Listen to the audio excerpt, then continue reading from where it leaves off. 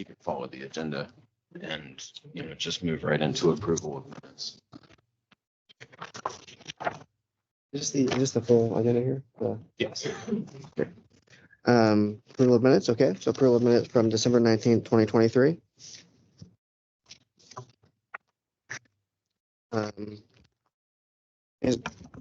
Okay, no problem.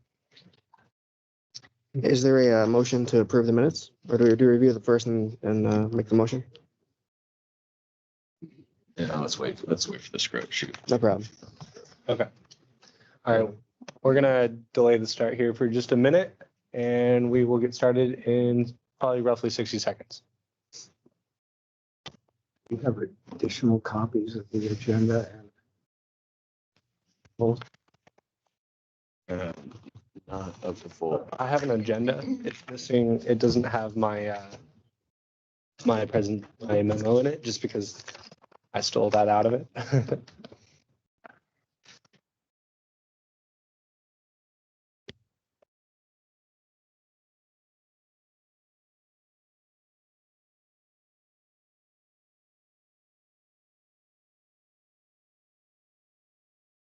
I can also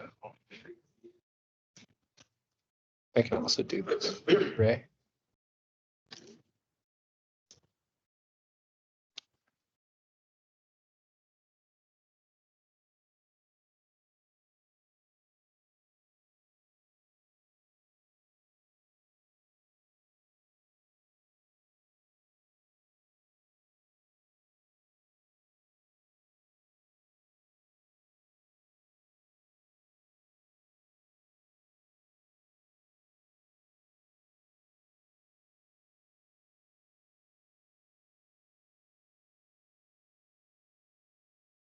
Thank you, Sarah. Thank you.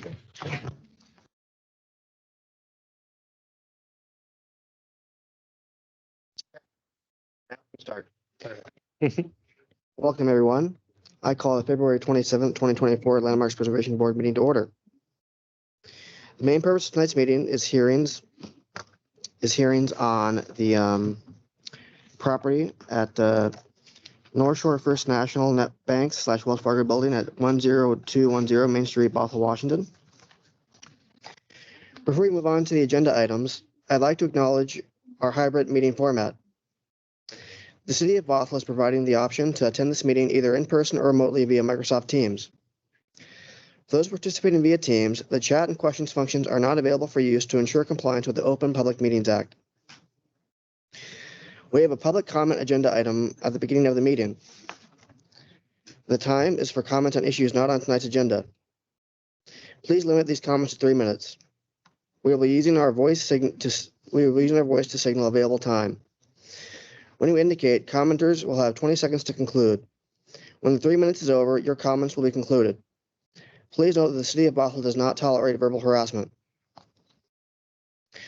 Public comment and hearing testimony will also be allowed, both in person and via Teams.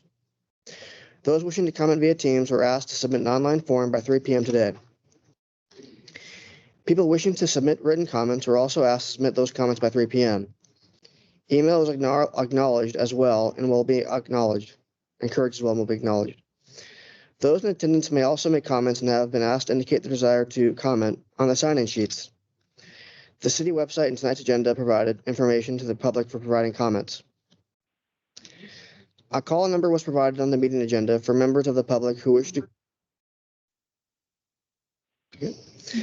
call in by phone to listen to the live meeting.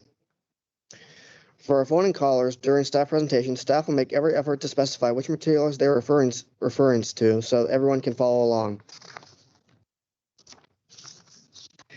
At this moment, we will take a roll call to acknowledge the attendance of the board members. Board Member Thomas. Here. Board Member Babajinov. Here. Board Member Nelson, I am here. Board Member Arulu Jolfi. I'm here. Board Member Salazar. Here. Board Member Sampi. Here. In addition, Planner Nick Schmeck Correct. and Adam Alsabrook are here in attendance. Lastly, before we begin, I'd like to reiterate some meeting guidelines. For all meeting attendees, please speak clearly and pause frequently.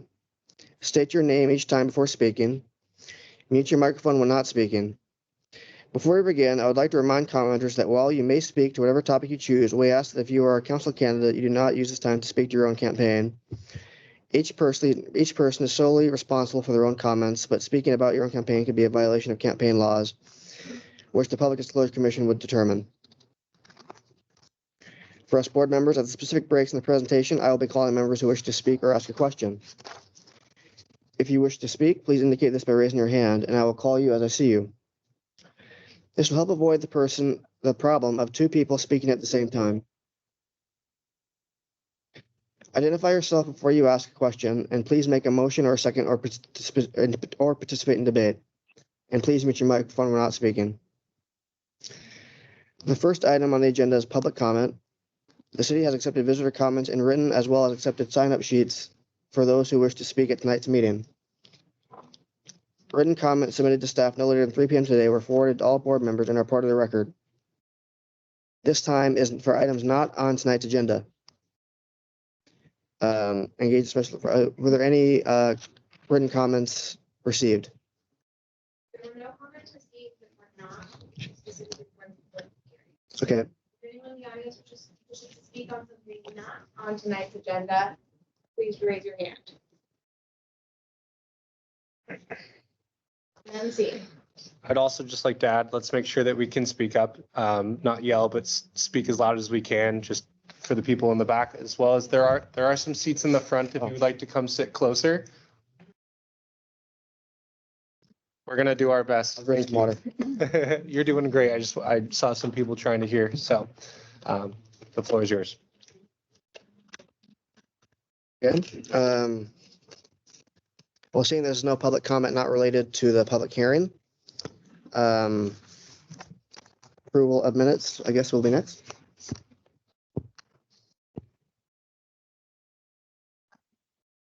Or I can, Board Member Sampi moves to approve the minutes. Second. Board Member Thomas seconds. So we will make that the motion in a second. We will now go through and vote. Board Member Thomas, Aye. myself, aye. Board Member, aye, gotcha. Sampi, aye. aye. Board Member Babajanoff, Aye. Board Member Salazar. Aye. Thank you. Approval of minutes is great. Okay, so now we move on to the public hearing.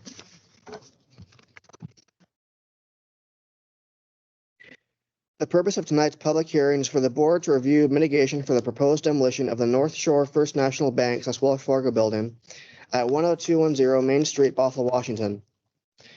A historic resource identified in the Bothell Historic Inventory and eligible for listing in the Bothell Register of Historic Landmarks. This is a quasi-judicial matter. I will first go over the order of operations for this matter. As this is a quasi-judicial hearing proceeding, we will begin with swearing in all witnesses wishing to provide testimony. Then the city attorney will ask the board members the appearance of fairness questions. Following that, city staff will present a report laying out tonight's proposal. City staff will then read any written comments received into the record if there are any. We will then hear from proponents of the proposal. After, we will open the public hearing to take the testimony from the public. Members of the public wishing to testify in this matter will have the opportunity to do so tonight. Testimony will be limited to 3 minutes. After 3 minutes, you will be asked to sit down and no extension of time will be provided. This will allow everyone a chance to speak. City staff will be tracking your time and will let you know when your 3 minutes are complete. Those wishing to testify but not using all of their 3 minutes may not donate their time to another individual wishing to testify. Please confine your remarks to the matter at hand. Any person becoming disruptive or unruly will be asked to leave this meeting. For those testifying, please speak clearly and pause frequently. And please state your name prior to speaking.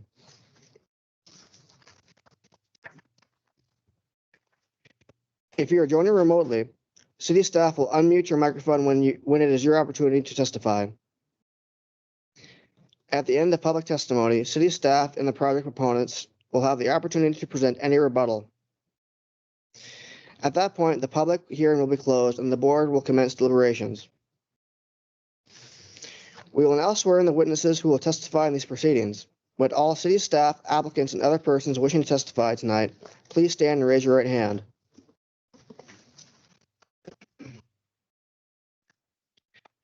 Do you promise to tell the truth in these proceedings? If so, please respond, I do. I do. Thank you all. You may be seated. Point of order, Mr. Chair, that applies to public speakers as well. Okay, so we do that again. Yeah, they need to do it as well. So everyone stand up and raise your hand, please. If you- If you're If you're speaking tonight. speaking tonight. So if you're speaking tonight, please raise your hand and stand up and raise your hand. If you're Yes. going to speak on the public record today. So, do you promise to tell the truth in these proceedings? If so, please say I do. I do. Excellent. Thank you so much.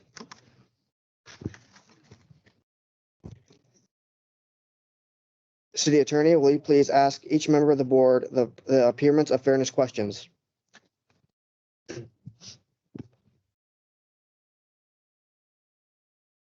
I'm up here so the mic capture me.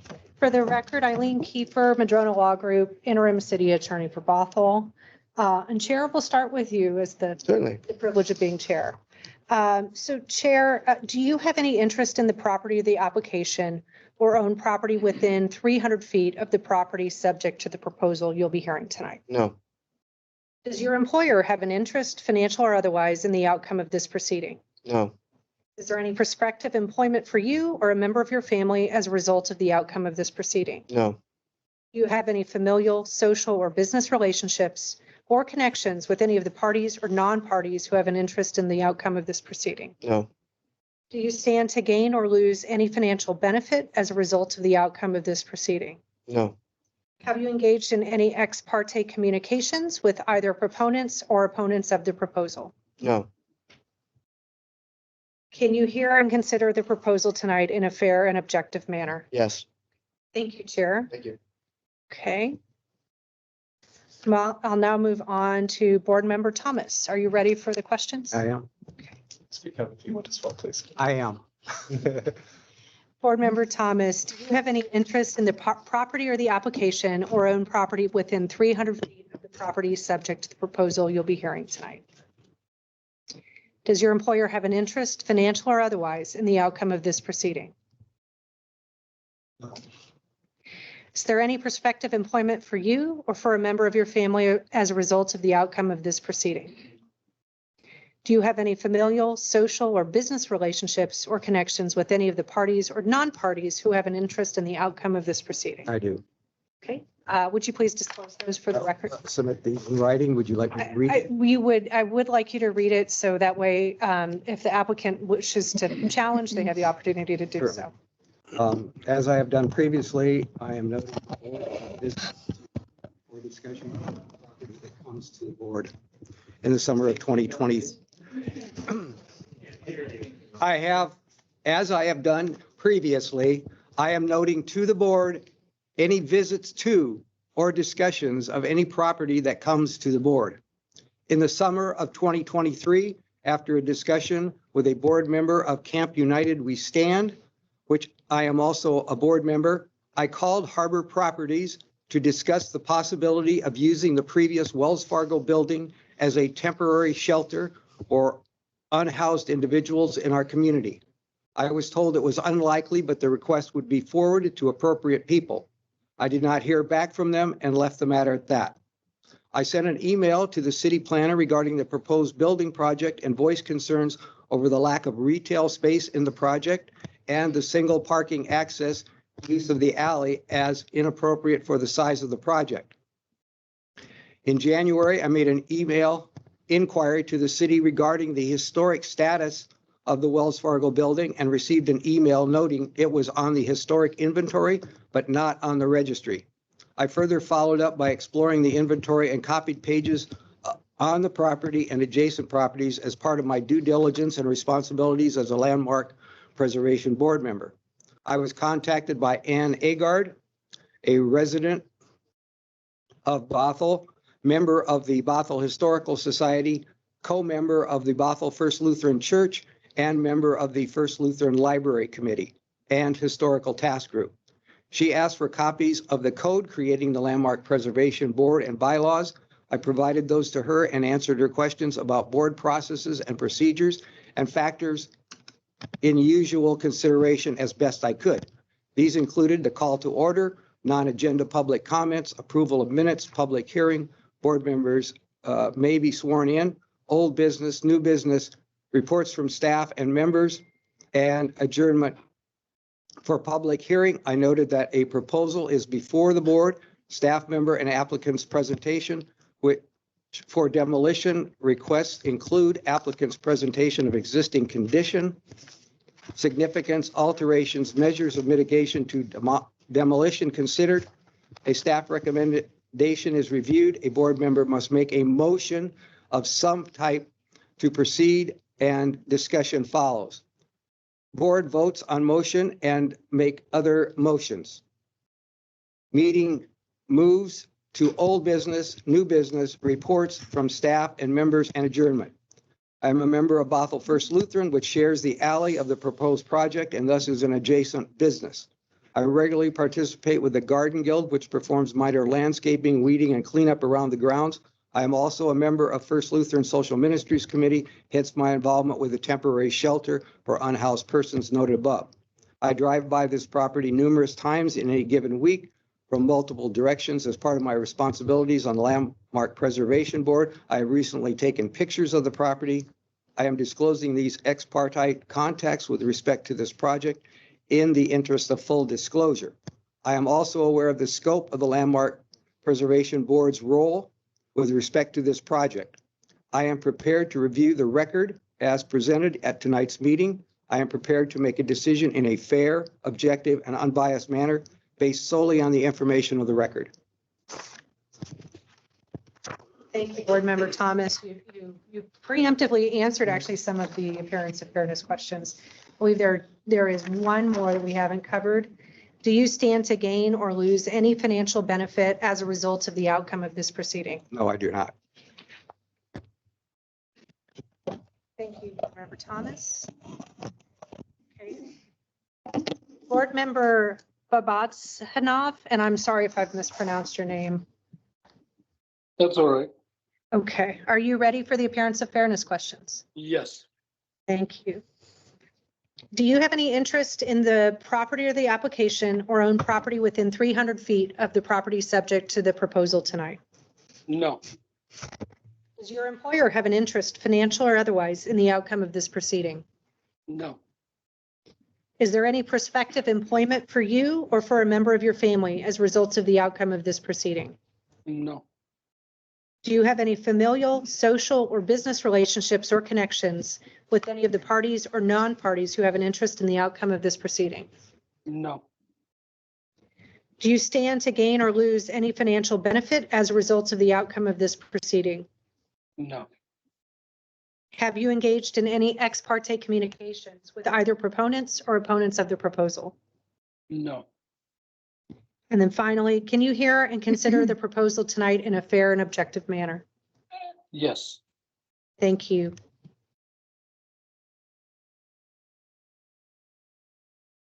Okay. Board Member Arul Jyoti, Yes, did I got get it right. close enough? Yeah, you were right. Okay. It's perfect. Thank you. Are you ready? Yeah, right. Okay.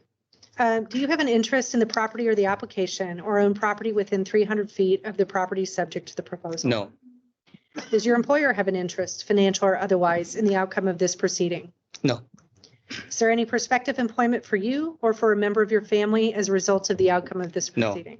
Okay. Do you have any familial, social, or business relationships or connections with any of the parties or non-parties who have an interest in the outcome of this proceeding? no, Do you stand to gain or lose any financial benefit as a result of the outcome of this proceeding? no, Have you engaged in any ex parte communications with either proponents or opponents of the proposal? no, And finally, can you hear and consider the proposal tonight in a fair and objective manner? yes, Thank you. Okay. Two more. Board Member Salazar, are you ready for the appearance of fairness questions? Yeah. Do you have any interest in the property or the application or own property within 300 feet of the property subject to the proposal? No. Does your employer have an interest, financial or otherwise, in the outcome of this proceeding? No. Is there any prospective employment for you or for a member of your family as a result of the outcome of this proceeding? No. Do you have any familial, social, or business relationships or connections with any of the parties or non-parties who have an interest in the outcome of this proceeding? No. Do you stand to gain or lose any financial benefit as a result of the outcome of this proceeding? No. Have you engaged in any ex parte communications with either proponents or opponents of the proposal? No. And finally, can you hear and consider the proposal tonight in a fair and objective manner? Yes. Thank you. Board Member Sompi, are you ready? Okay. Do you have any interest in the property or the application or own property within 300 feet of the property subject to the proposal? No. Does your employer have an interest, financial or otherwise, in the outcome of this proceeding? No. Is there any prospective employment for you or for a member of your family as a result of the outcome of this proceeding? No. Do you have any familial, social, or business relationships or connections with any of the parties or non-parties who have an interest in the outcome of this proceeding? So here's where I have to say, Okay, could you because, speak up a little bit? because I've been on the board for several terms, this property has been discussed in board meetings, in communities, as well as with a current and with past members of the council. So basically, in the past, as a member of the board, I've been a member of discussions of the status of this building for landmark status. I've previously discussed this building and site with a current and past members of the city council and members of the community and former board members as part of our common interest in these legacy properties in the downtown area. I do feel I can be fair in evaluation tonight. And so I take it you're also disclosing those as ex parte communications? Okay, and so can you consider the proposal tonight on the sole base of the record that will be established in tonight's hearing? Yes. Okay, and so you are confident that in spite of the communication, you can impartially render a decision tonight? Yes. Okay. I think we skipped one, so I'll go back to that. Do you stand to gain or lose any No. financial benefit as a result of the outcome of this proceeding? And then finally, can you hear and consider the proposal tonight in a fair and objective manner? Yes. Okay, thank you. Chair, the appearance of fairness questions are concluded. Thank you, City Attorney. Does anyone in attendance wish to challenge the participation of any board member based on appearance of fairness doctrine? If so, please raise your hand or virtual hand if appearing remotely. When called upon, please state the name of the member and the reasons why you believe they should be disqualified from this matter. Please remember, we are not taking public comment at this point in the evening. So please limit your statements to any reasons why you believe a board member should be disqualified only. We will hear all challenges first before any challenged board member will have an opportunity to respond to such challenge. So are there any challenges in the room? A housekeeping question. When you are speaking, you need to be speaking loud enough so we can hear anything. We can't hear anything on this side. I apologize. Set up the mics. All of you gentlemen, and please. We need the microphone. I have no Yeah. idea what you just said.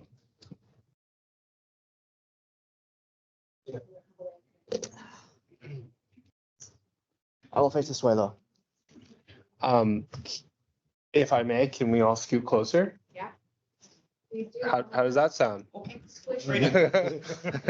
I'd be happy to assist. Yeah, I can help. Let's just squeeze up around the table if we may, on both sides. Kevin. We don't mind being cozy. Appreciate your flexibility. Kevin, one, sit up here with us. Free up some more space up top.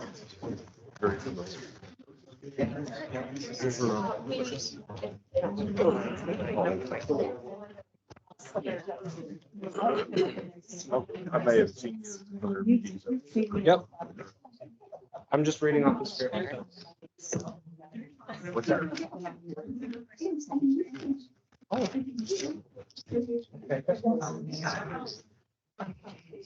what I'm gonna be talking. That's what I said. I had-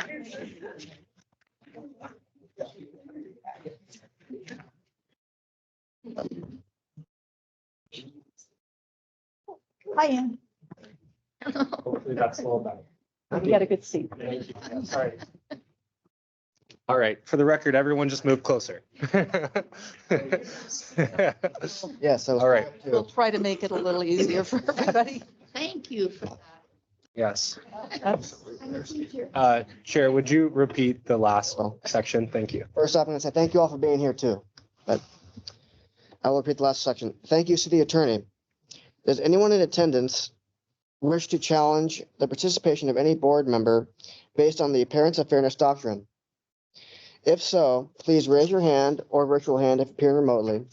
And when called upon, please state the name of the member and the reasons why you believe they should be disqualified from this matter. Please remember, we are not taking public comment at this point in the evening.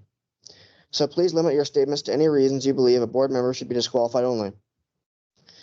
We will hear all challenges first before any challenged board member will have the opportunity to respond to such challenges. So are there any challenges in person or virtual? Please raise your hand. Seeing none? Going once, going twice, seeing none. So I believe planning staff will now present their presentation. And thank you for doing that.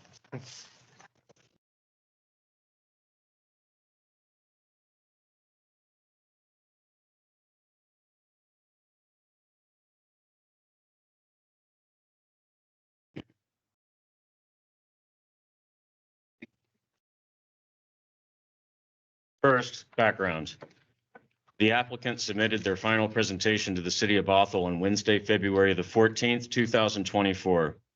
The following is a summary of the applicant's presentation highlighting the sections which are subject to review by the City of Bothell Landmark Preservation Board.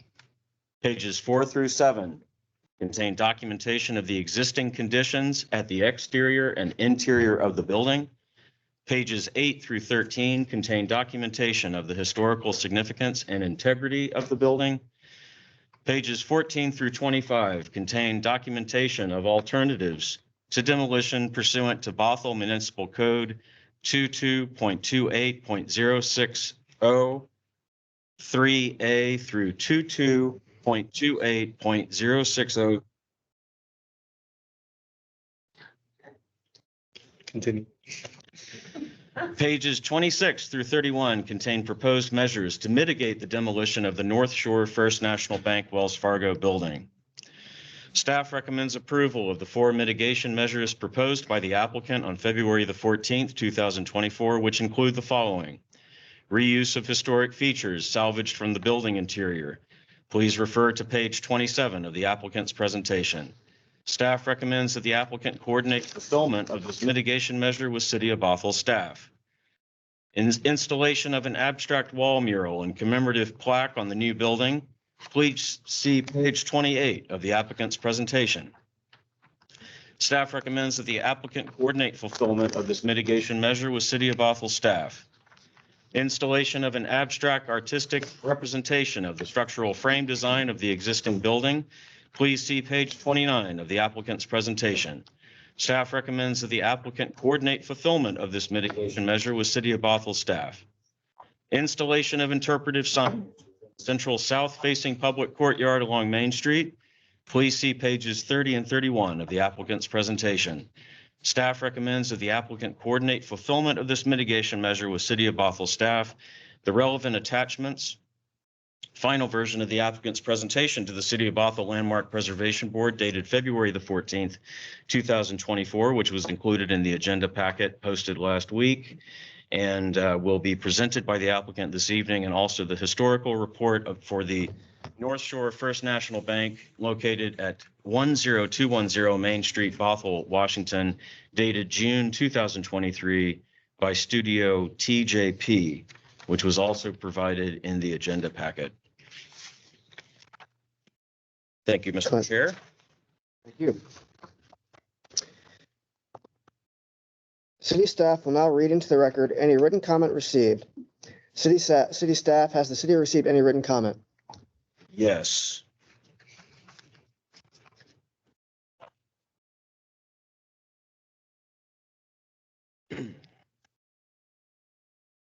Public comments were received on this case prior to Thursday, February the 22nd, and those comments were provided in writing and posted as part of the agenda last Thursday. And then there was a second batch of comments that were received that was provided to the members of the Landmark Preservation Board yesterday. Were there any public comments received subsequent to then? Yes, additional public comments were received up to 3 p.m. today, February 27th, which were sent to the board and will be entered into the record and displayed within the minutes when this is published after the meeting. The board has been given those public comments. Okay. And just a point of clarification, it's like all of the written comments received and considered by the Landmark Preservation Board in consideration of this case will be contained within the meeting minutes for tonight's meeting. Excellent. Thank you so much. Thank you, Mr. Chair. We will now ask the project applicant to speak on the proposal. Please recall that you will have 15 minutes within which to speak.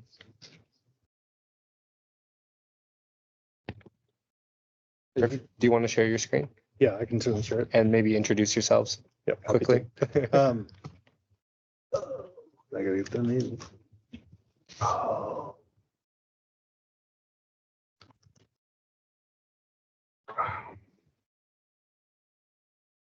Sorry, I lost my connection here. 1 second. Good.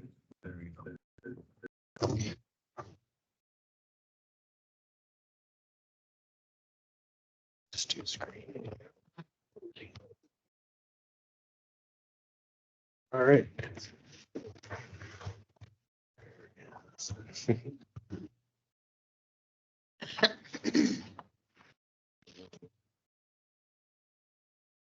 Oh, because I'm in Teams, that's why. Okay, I guess it's as good as we're gonna get.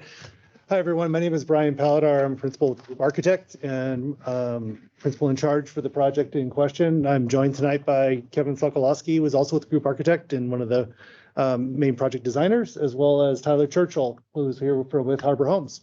So thank you, everyone, for joining from the general public, and thank you, Nick. And thank you to the board as well. And I appreciate the disclosures as well. I know that this property has been in the city obviously for a long time, but as many of you are familiar with it very intimately. And so I appreciate your considerations for this proposal. So our presentation tonight is in two parts. Obviously, right now, we're going to be talking about the proposed mitigation measures and for an analysis of options for the proposed demolition. In the interest of time, I'm going to start on slide 13. This is about where we get into talking about in our presentation about the actual analysis of options. I have included earlier in the packet reference images of the existing building. I can return to those after I finish my presentation to put them up on screen for everybody. I realize not everybody's got a copy of that handy. So starting off with the existing building. So the analysis of the existing building significance by Studio TJP analyzed the building's history and essentially summarized, as we included here, that of the 6 primary criteria for analysis of the existing building, the only 2 sections that really had the most prominence or significance were addressing the general style of the existing building, which we'll talk about in a little bit, as well as the original building architect, who's locally known, named by the Omer Methuen. My apologies. I wanted to just mention that briefly as we get into the options, because as we talk about the actual mitigation proposals, those are the 2 things that we're really focusing on as far as what we're trying to achieve with the options here. So with that, let's go. All right. So we're going to move into our consideration of alternatives. So the biggest things that challenges that came when we were looking at the mitigation of alternatives is that we're asked to look at 8, 9, whatever it is, number of these alternatives that range from redesigning around to preserve the existing building as well as reusing elements from the existing building. So we endeavored to really study how the building either could be saved or respected through our development proposal. So alternative 1 looked at first redesigning the project to avoid any impact to the structure. So we looked at, well, what happens if the building just stays and any new proposed development goes around it? I forgot to recap earlier, but the project that we're proposing is a multifamily apartment building. In the current project proposal, it's 143 dwelling units. So when we talk about the impacts of any of these alternatives on the proposal, we're actually referencing what impact to that future proposed 143 units are, just because we're talking about bringing housing to the downtown area, and we want to make sure that that context is there for everyone to understand.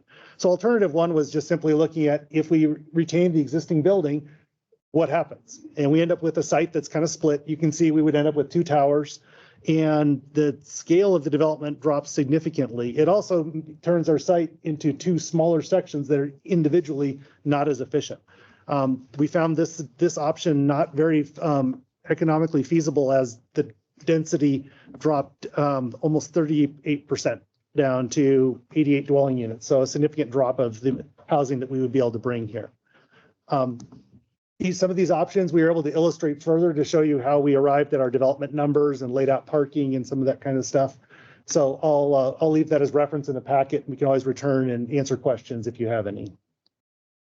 Alternative number 2 says, what happens if we incorporate the existing building into the design? So in this case, we kind of took some of the lessons we learned from alternative 1 and said, well, is there a way that we can incorporate it? Maybe the existing building becomes a part of the building's amenities or other functions. That helped a little bit, but we still only ended up at 97 units, or 32% less reduction in the housing. Basically, the building, the existing building, because of the way it's situated on the site, it's basically in the middle of it. And so it makes it very difficult to both respect the structure while working around it, while still meeting everything from building codes to zoning codes to other factors that affect the actual resulting structure. So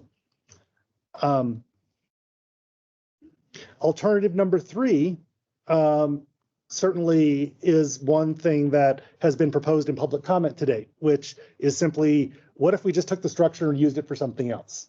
And in the process of looking at that, we ran into some real challenges with it. One was that the existing building is actually not that big. It's only a few thousand square feet. It's very limited in terms of what you'd be able to reuse it for. And obviously, a lot of the site right now is parking. So any reuse is not going to involve any housing, most likely. And also the building is old and dated and not up to current building codes and other codes. So any new structure that comes into there would actually cause a fair amount of redesign or adaptation to that. So this alternative in particular was deemed early on to not really be feasible. It's almost impossible to not touch a substantial amount of the building to make it usable for something. It's also worth noting that the building in this current existing location is actually not compliant with the downtown special regulation area requirements as far as building placement, style of building, a number of things. It's actually, despite being a unique little building, it's actually not going where the downtown code is hoping it would be in order to work with everything else. Alternative number 4 says, let's look at the relocation of the structure on property. One of the things that's covered in our analysis of the existing building is that this particular style of building was built in a Northwest modern style, which is great. It's got exposed structural members, a lot of things that are very nice architecturally. The challenge is one of the unique things about that architectural style is that the buildings are built to their place. They're very site specific. That very much holds true for this particular project. As a result, this building, if moved, you basically have to recreate the site in order to actually relocate the building. Unlike a lot of the perhaps craftsman homes or things that you see propped up on a trailer and moved down the street, that type of building moving is not applicable to this one. This building's literally built into the ground, and it would have to be hand disassembled and everything. It's just not very realistic to relocate. That said, if you did move it, we still end up with limitations on site and placing it. In this particular case, we'd still be looking at a building site on the west or building site to the east. By moving the existing building to the west, we would be reducing the housing 41% down to 85 units. And in this case, as I mentioned, we actually have a project design that pushes the site to its corner, which is actually a building that's not compliant with the downtown special regulations again, because of the architectural style and placement. Alternative 4, we looked at a different option of this and said, well, we've got a few places we could actually relocate the building in this hypothetical scenario. So if we move it to the east, what happens? Similar results. We end up with actually less housing than before. And once again, we'd have to recreate the site around it, et cetera. So both of these site options of relocating it on site, we felt just they're worth investigating. But again, we weren't going to be anywhere near feasibility for them, unfortunately. Alternatives 5, 6, and 7 are where we look at relocating the structure to either another property in the city of Bothell, another structure or property within King or Snohomish County, or relocating elsewhere into Washington State. And the same issues really came up again, just as we mentioned in these other alternatives, that the building is literally constructed, stick-built, unique to its site. So relocating the building is pretty much a complete manual disassembly and reassembly, and that's just not economically feasible. It's actually cheaper pretty much to build it and mimic it. And we included some detail shots here of the style of architectural connections and how that building's kind of put together. Alternative 8 is looking at all the options for salvage. And so in salvage, we're actually trying to selectively save what we can in the property. And in this case, we actually did find that there are some unique options to it. In particular, the existing safety deposit boxes inside the bank vault appear to be very easily be salvageable because they're incremental units that can be more easily disassembled and stored during the process. Other elements in the existing building in the bank, we're just going to have to see how demolition goes if we can actually successfully retain them without destroying them too much. Again, everything's site built, so it's not as easy to address. 5 minutes. Okay, thank you. So with that, with the mitigation features, we're proposing kind of a combination of things. We're proposing that 4 primary features to address the mitigation of the demolition, but while still celebrating what the existing building was. Feature number 1 was going to be reusing the salvage elements at the building entry, which is going to be the safety deposit boxes. Feature 2 is going to be an abstract wall mural located over here on Main Street. Feature number 3 is going to be a commemorative structure mimicking the form of the building's A-frame. And then feature 4 is actually going to be a historical sign.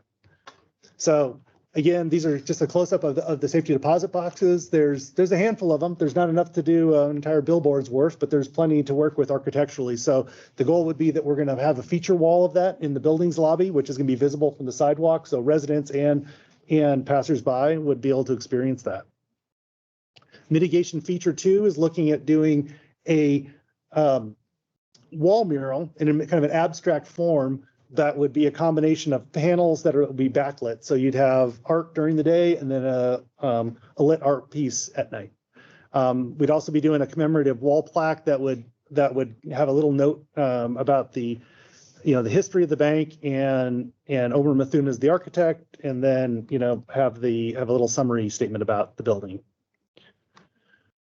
Mitigation features 3 and 4 then would be located in the middle of the open space. The commemorative frame would be a smaller scale version essentially of the building, just interpreted as an art piece. So we'd have similar kinds of bypass elements, definitely more of an artistic form.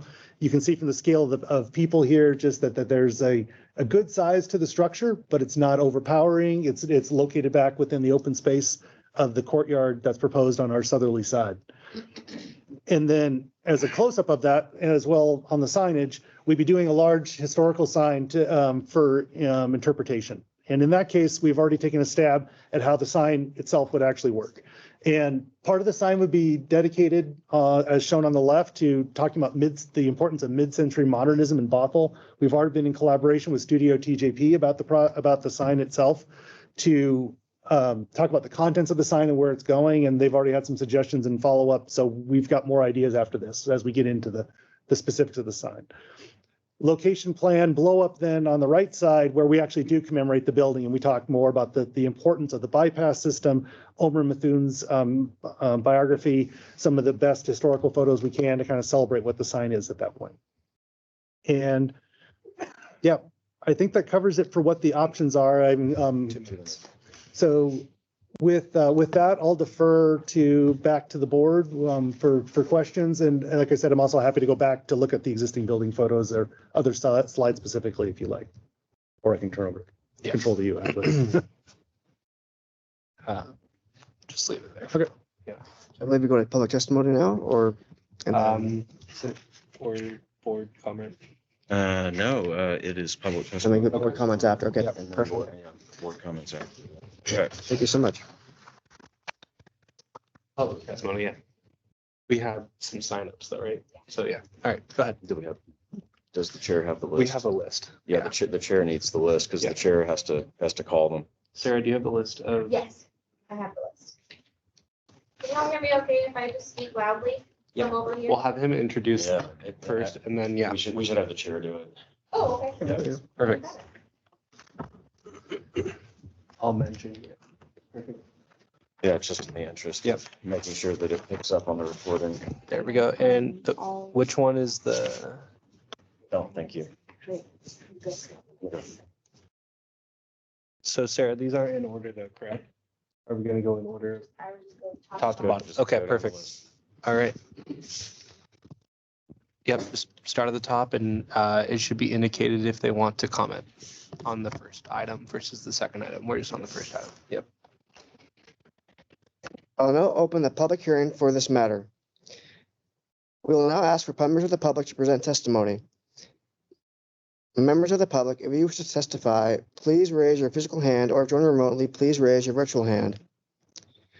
City staff will call on all of those with hands raised until those who wish to testify have done so. Please remember to state your name, confine your remarks to the matter at hand, and that you will have a time limit of 3 minutes. So again, a time limit of 3 minutes. City staff will alert you when your time limit has expired. So I have a list here, folks. I'm going to call on first, and then Yeah, let's just start at the top. if I butcher your name, I apologize. Lucy, Antonia. Excellent. If you just want to sit in one of the chairs right there, is that okay? Yes. Okay, perfect. I was gonna go. If we had the speakers working, we would I do have that. just a very, very brief. And then speak up, state your name first, please. Downtown on 168th Avenue Northeast. I support retaining the Wells Fargo Bank building. I don't want to see anything built there, and I want it turned into some sort of a public space for the city of Bothell. We need to preserve open space in downtown. Everything is just coming in on us, and there's bigger and bigger buildings all the time. I am asking for the 45 extension for the hearings to be done in 45 days again. I also feel that Main Street and 102nd does not have the infrastructure to support a huge apartment complex. As it is now, Main Street and 102nd can barely support the traffic that is there now. If you're going to put a great big building like that there with 146 units in it, we will not be able to have that as a support. Thank you very much. Thank you. Thank you. Move on to the next. Next person, Tyler Churchill. Thank you so much. Let's get that for a second, too. So I guess I'm on behalf of the ownership group, Harbor Home. I don't know if it was actually a public comment portion, but You're welcome to if you like. yeah. Just Anyways, I'm Tyler Churchill. I'm on behalf of Harbor Homes as owner's representative. I guess I just kind of wanted to come here today and show faith that Harbor Homes has been on building in our area for about 30 years now. Several employees at our office that are Bothell locals as well. We have built over 250 single-family homes in the area and 2 multi-family projects, and we have our headquarters here in downtown Bothell as well. I guess in a sense, I guess I want to express that we do want to work with the public and with the city on making sure that this project incorporates everything that obviously abides by code and can speak to holding the integrity of the history and kind of what obviously the public is looking for. With that said, so I just want to express that appreciate everyone's comment, concerns, and my ownership group does take those with consideration to our building and our proposal. And I hope what we propose here today is something that we can hopefully work together on. Thank you. Thank you. Next person, I believe, is Jim Chatters. Right here. Reminder to speak up as well, please. I can do that. Thank you. Thank you. Are you ready? Yeah, and I'd rather speak standing if you don't mind. Let me do that more easily. I just heard about this project today, so I'm a little behind the curve on it. But like others here, I've been dismayed by the rapidity with which old Bothell is being swallowed up by new Bothell, which is a whole lot of apartment buildings. I think the structure that is proposed, not so much, I won't comment on the style of it, but it's adding to the closing in of old downtown to the point that old downtown is going to be a little low-lying structure surrounded by these monoliths, these megaliths on all sides. That's concerning. So it's altering the historic character of the downtown significantly. I'm also concerned about the precedent that is set by a mitigation that is simply a picture of the building that used to be there. It's like naming a development after the meadow that used to exist but no longer does. I think it sets a bad precedent in how we deal with historic downtown. So I think that's all I have to say. Thanks. Thank you. The next person is Bill Moritz. Is this the only opportunity to speak? So there will be two opportunities to speak. Specifically, this is the opportunity to provide public comment about the demolition of the building. The second opportunity will be about specifically, it's called the DSRA, Downtown Special Review Area, which is specific criteria in our code. So, thank you. If they don't either, If they didn't check it, they don't want to speak. Yep. Ernie Bellisi.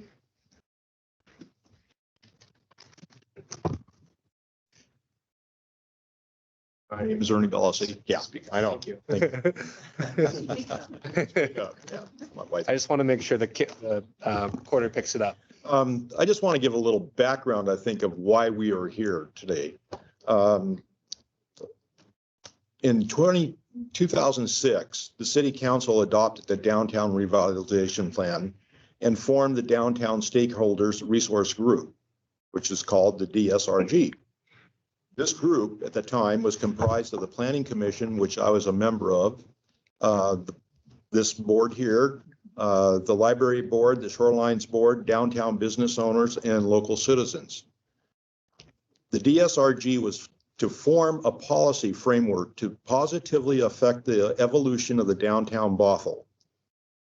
The downtown core area was established, which includes the property the Wells Fargo Bank is on now. The DSRG agreed the main focus should be on protecting Main Street and other historic buildings within the core area.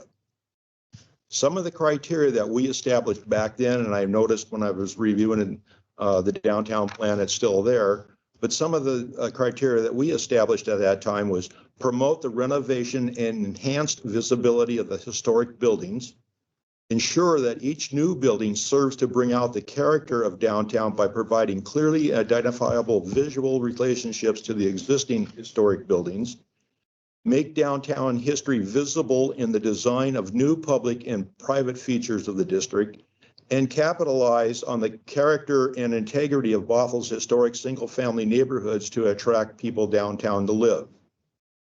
Also at that time, we weren't naive. We knew there was going to be change and was inevitable, anyway, it was going to happen. Yes.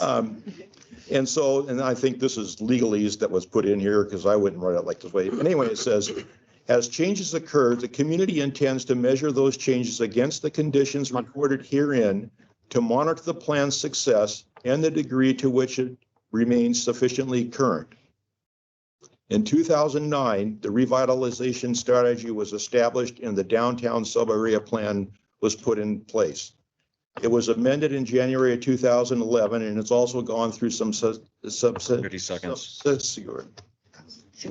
Anyway, it was amended through a few other times. The criteria that I've been mentioning and so forth, you can find this under the city website, the Land Use and Zoning Downtown Sub-Area Plan and Regulations. I do not agree that the Wells Fargo building should be demolished because the proposed building does not promote the renovation or an enhancement of visibility of the historic buildings, nor does it serve to bring out the character of downtown. The proposed mitigation clearly does not meet established criteria. The landmark. Time's up. Please wrap up your comment. What's that again? Time's up, so please wrap up your comment. Okay, I'm almost there. Thank you. The Landmark Preservation Board should delay a decision until an alternative mitigation is proposed. Thank you for your time. Thank you so much. Okay. Up next is Pahi Belasi. Apologize if I said your name wrong. You speak up. Yeah, I'll try. My name is Patty Belasi. I have lived in Bothell for more than 35 years. I believed our downtown was unique and special, but over the last few years, we began calling SR 527 for the old North Shore School District property. We called it Lake City Way North, and that is not a compliment. Bothell is turning into another apartment city. The Wells Fargo building has been considered a historical site for many years. To put a 6-story apartment complex on this site would devalue the charm of our historic city. The developer's plan to put up a plaque or picture is a poor substitute for a building design that is supposed to be compatible with adjacent buildings. I urge you to request a 45-day period for the developer to come back with something or another use for that building. It's very sad that we are turning into an apartment city. Thank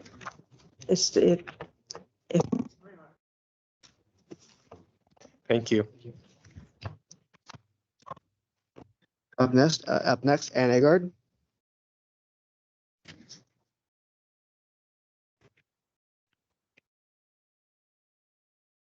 Would you swear Ann and her husband in as well?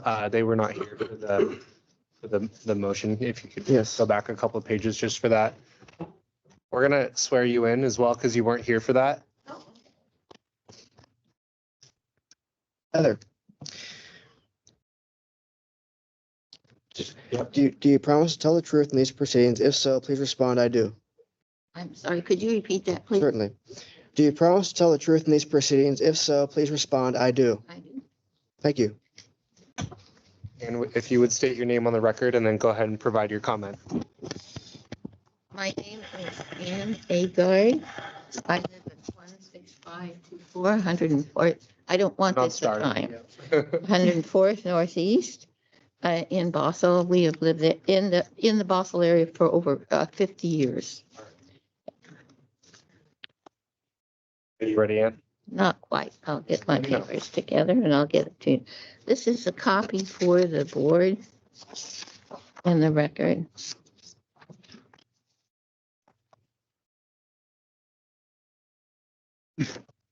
Oh, thank you. Sure has to be entered in the minutes. Yeah. Thank you. That's probably yeah. Yeah. All right. All right, Ann. Second. The historical significance of this Northwest modern structure, custom built for this site, is addressed in the TJP historical study. The board should request more information regarding redesign of the project to avoid any impact to the structure, and I emphasize also its setting. This is what you're required to consider. The custom-built Northwest modern design at this site is documented in the 2019 study as eligible for historic listing individually and within the historical district. Based on this study, the building meets at least three and possibly 5 criteria for landmark designation qualities that make it important to the community. Mitigation, if any, must clearly reflect the attributes that make the building and setting historically significant. Harbor Homes' outlined proposal is grossly inadequate. Both studies describe the building's Northwest modernistic style characteristic, including details in structure, roof beams, cross gable roof, cedar siding, cedar decking, and vaulted ceiling, and celebration of wood structures and finishes. Seattle Times and PI articles address the structure, 2-level building design that relies heavily on use of wood to fit into the growing trend in Bothell to adopt architectural and designing typical of the Pacific Northwest. Seattle Times noted that the new bank complements the attractive lines of a suburban church adjacent to the First Lutheran Church. It was already built in 1961 and references the vaulted ceiling as an altar, 1 minute left, reminiscent of the Methodist Church originally on the site. The setting of the structure is of historical significance and contributes to the historical downtown core. Territorial views south include the Sammamish River and the where sawmills cut massive cedar logs as documented. The A-frame construction used cedar in framing and in ceilings. Views, early 1900s to the present, from the bridge on the Sammamish, north on 102nd, focus on the Lutheran and until 1959, the Methodist churches. About done. The lighting living Christmas tree, 1909 to the present, at the 102nd Street Main Street corner is available for public gatherings. Demolition of the building and ignoring the setting cannot be justified. Thanks, Ann. Next, I think I might butcher is it Kurt Agard? Knut Agard. Knut. I apologize. How we doing?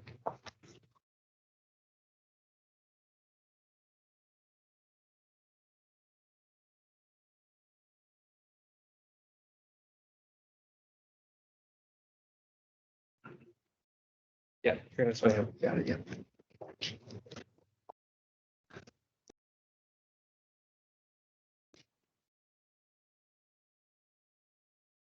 Sit down. He's gonna swear you in first, all right? He's gonna ask you one question and then provide your comment.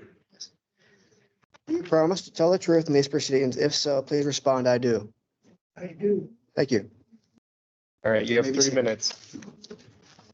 Pardon? You have 3 minutes. I'm gonna hit start when you start. There are 2 studies that speak clearly to the issue of demolition of the historic Northshore First National Bank building, now generally known as the Wells Fargo Bank.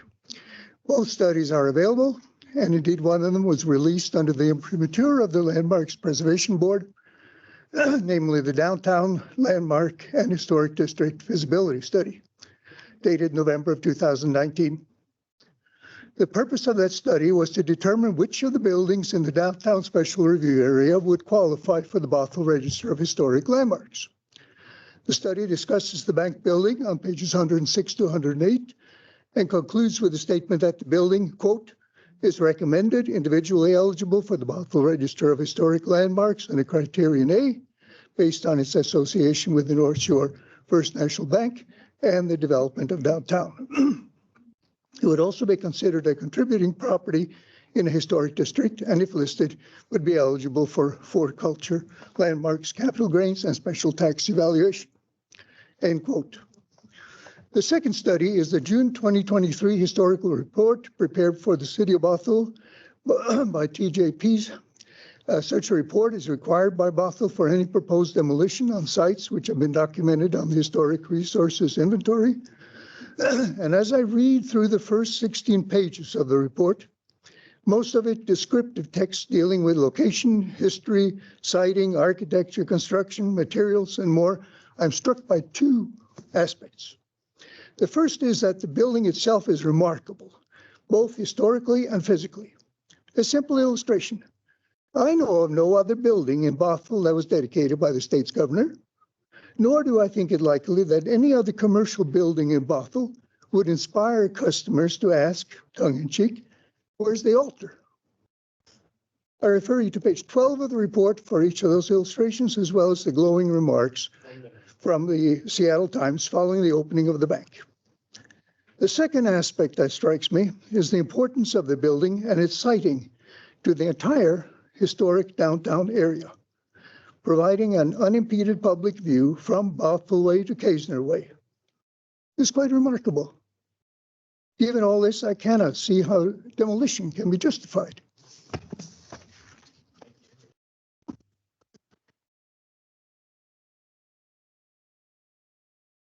As that was the last person who signed up. Let's check and make sure anyone online doesn't want to make. Anyone on the call would like to make public comment regarding the demolition segment of today's hearing? Please unmute your mic and say aye.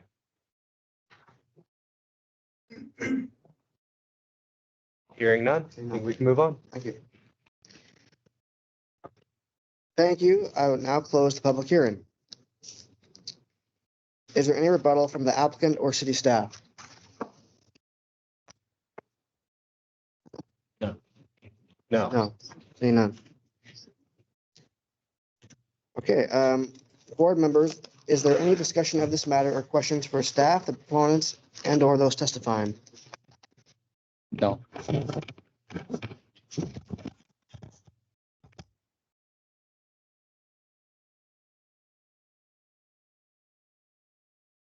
think I have a staff question. In the submittal of the plans, was it verified? I mean, we have 3 plans that were looked at. Was it verified that it meets the criteria for massing for the downtown overlay? Particularly related to the overlays from, shoot. Are you speaking in regards to the demolition or to the new design of the new building? Because it's a separate. Oh, because we. Talking about the new design of the right. second. I'm So we're sorry. just talking about demolition right now, just on the materials that the applicant just provided.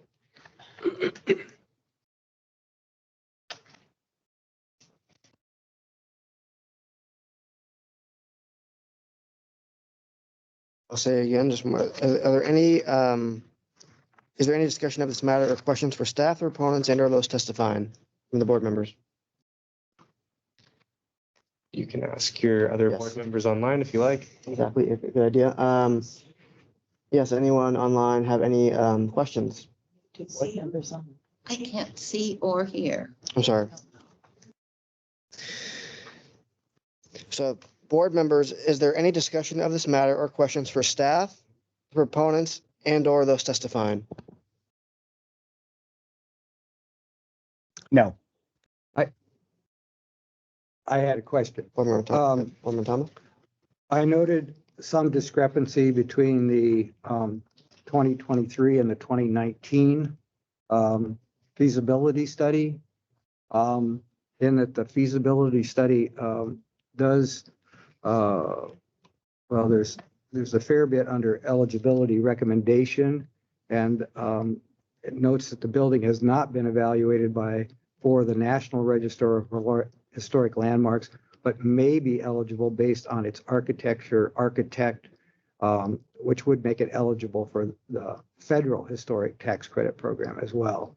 So I don't know that any of that has been done. It has, actually. It is not eligible for listing in the National Register per the Department of Archaeology and Historic Preservation. The State Department? Under- Really? It's not those reports. It was for a section 106 undertaking. So there was a previous evaluation then? On the exact date in just one moment.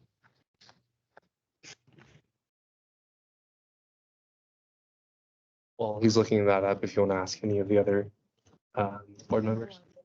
We cannot hear Adam at all, or Correct. So Adam's looking up a previous report, and in the interim, any board members are welcome to make comment right now, or ask staff questions, or ask the applicant questions. And no, this is only for the board.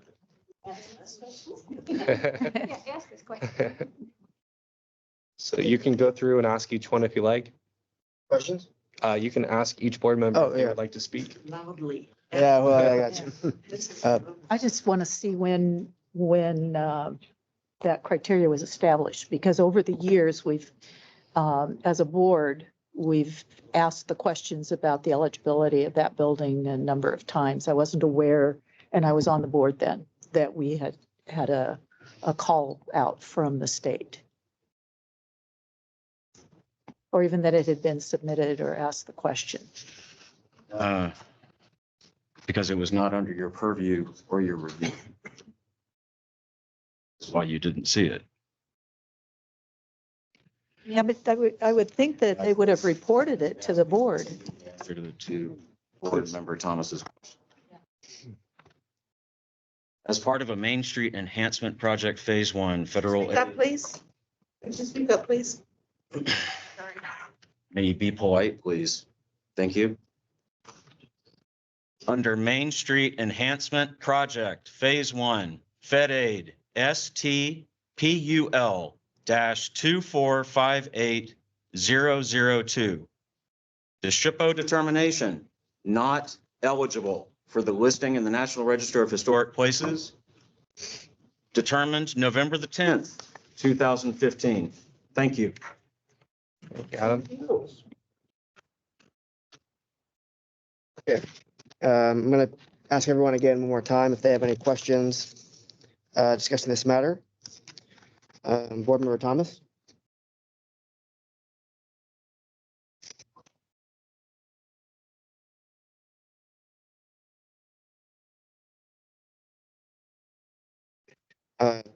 Yeah, I'm just going to ask every board member if there is any more questions for city staff, proponents, or those testifying. Board Member Thomas?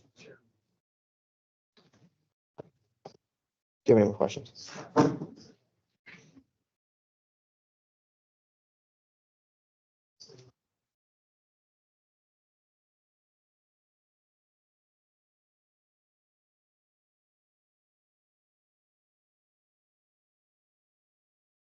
Not at this time. Okay. Board Member Babajanov? Not at this time. Board Member Nelson, I do not at this time. Board Member Ariel Jyoti? I just have one question on the presentation that was presented. The alternatives 1, 2, and 3. Can you explain why were they not feasible? Because they allowed the building to exist and have the rest of the dwelling unit built around it. So I'm curious why that was ruled out, or why was not a viable alternative. Sure. The alternatives, as they were investigated, looked at feasibility ranging from project cost for each scheme to the development yield that the project cost would have incurred. So in many cases, these options, could something be built? Yes. Could the property, would it be built for anywhere near a reasonable market rate, valuation, et cetera? The answer was no. This was all of these options were substantially below what the market requires any landowner, regardless of the type of development, to pay for the subject parcel for any redevelopment whatsoever, as I understand it. The second thing that was a major influence in this was simply, this is meant to be a housing project and bring housing to the city. And in all of these cases, we ranged from 38% below to 32% below to zero. Alternative 4 were the other ones to approximately 40%. So all of these were, at least a third less in terms of development proposal. Again, when you combine with the financial side, they just don't make any sense to do anything with the property. Okay, so this is not financially viable. It's, not even close. I think oftentimes there is a question about financial feasibility, and the answer is, oh, we just got 5% less, 10% less. It's not that much different. This is substantial. Okay, thank you. Fantastic. Thanks for answering that. Staff would also like to put on the record as well, given this building is currently, has been established, is on the historic inventory, has been inventoried. Its eligibility is spoken to in the reports that we've been discussing, specifically the most recent one by TJP. Specifically under Bothell Municipal Code, even if a building is eligible to go onto the Bothell registry or National Registry or a registry, the landowner and the owner of the building need to accept for that to go onto the registry. The city does not have the ability to force anything to be placed onto the registry. So I'd like to put that on the record.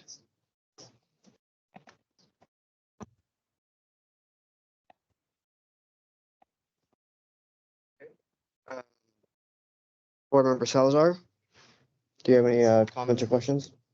No questions at this time. And Board Member Soppy? No questions at this time. No, it's okay. Okay. I don't know if there's a question to ask in this particular portion or the next portion, but are these apartments market rate? Is that a fair, okay. That's not purview to this specific topic, but at the end, we're welcome to ask a little bit more of the other questions, but the purview of the board today is about the demolition and about the design criteria under the Bothell Municipal Code of 1264-505. Thank you so much. Okay. I don't have a question then. Okay, well, seeing as there are no more questions, we can review what we have here. If anyone wishes to make a motion, they may go ahead and do so.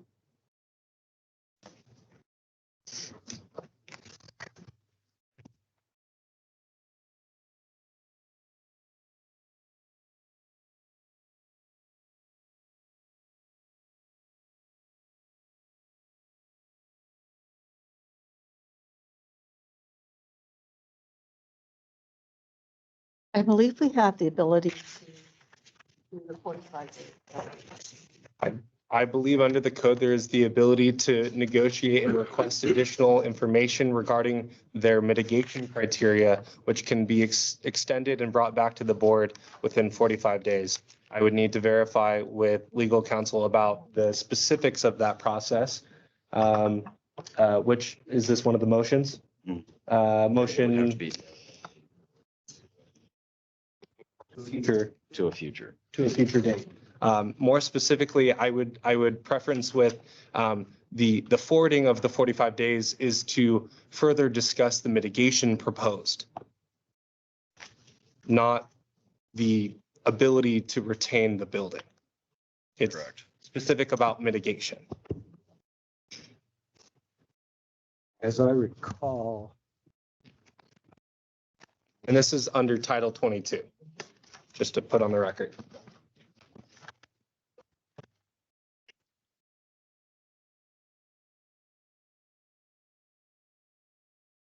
Of course. Could we go to the project proposal, the alternative 3?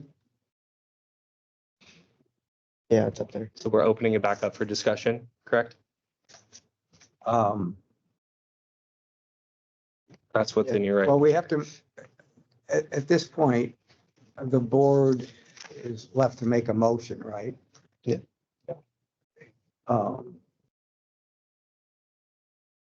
And I'm pondering how to craft a motion that looks at.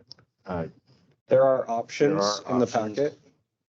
There are draft motions for your consideration if you wish to refer to it.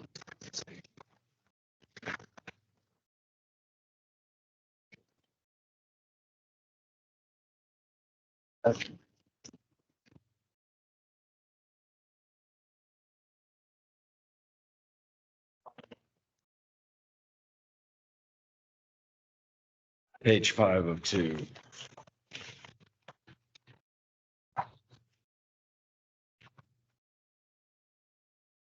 But the motions. These are just additional Yeah, copies. there were 3 motions, but they can do. They only have limited copies.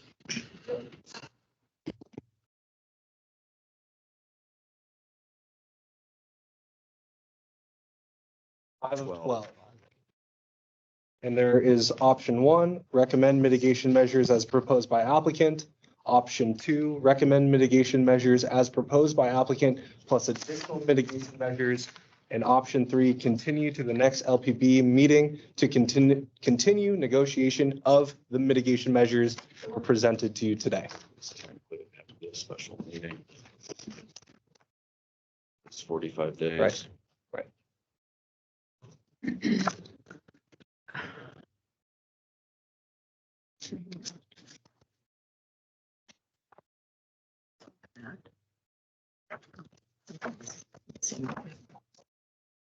That's the. So does anyone, does that include me too, or could I just be someone else? You can make a motion. Is it appropriate for me to make a motion? We open discussion on alternative 3. If you wish to condition the motion, you can do that. That's, there's 3 scripts, so one is approval and then it outlines everything. Alternative 3, though, is not one of the mitigations. No, Specifically, alternative 3 is to, remand it to a future meeting. It's the 45 days that 2 of the those people who spoke about it in public. Yeah.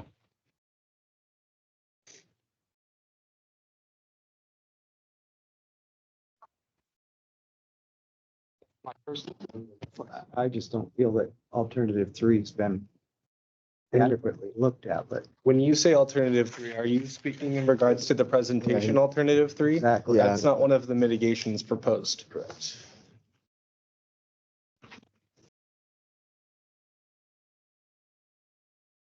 So the board has authority over reviewing the mitigation measures.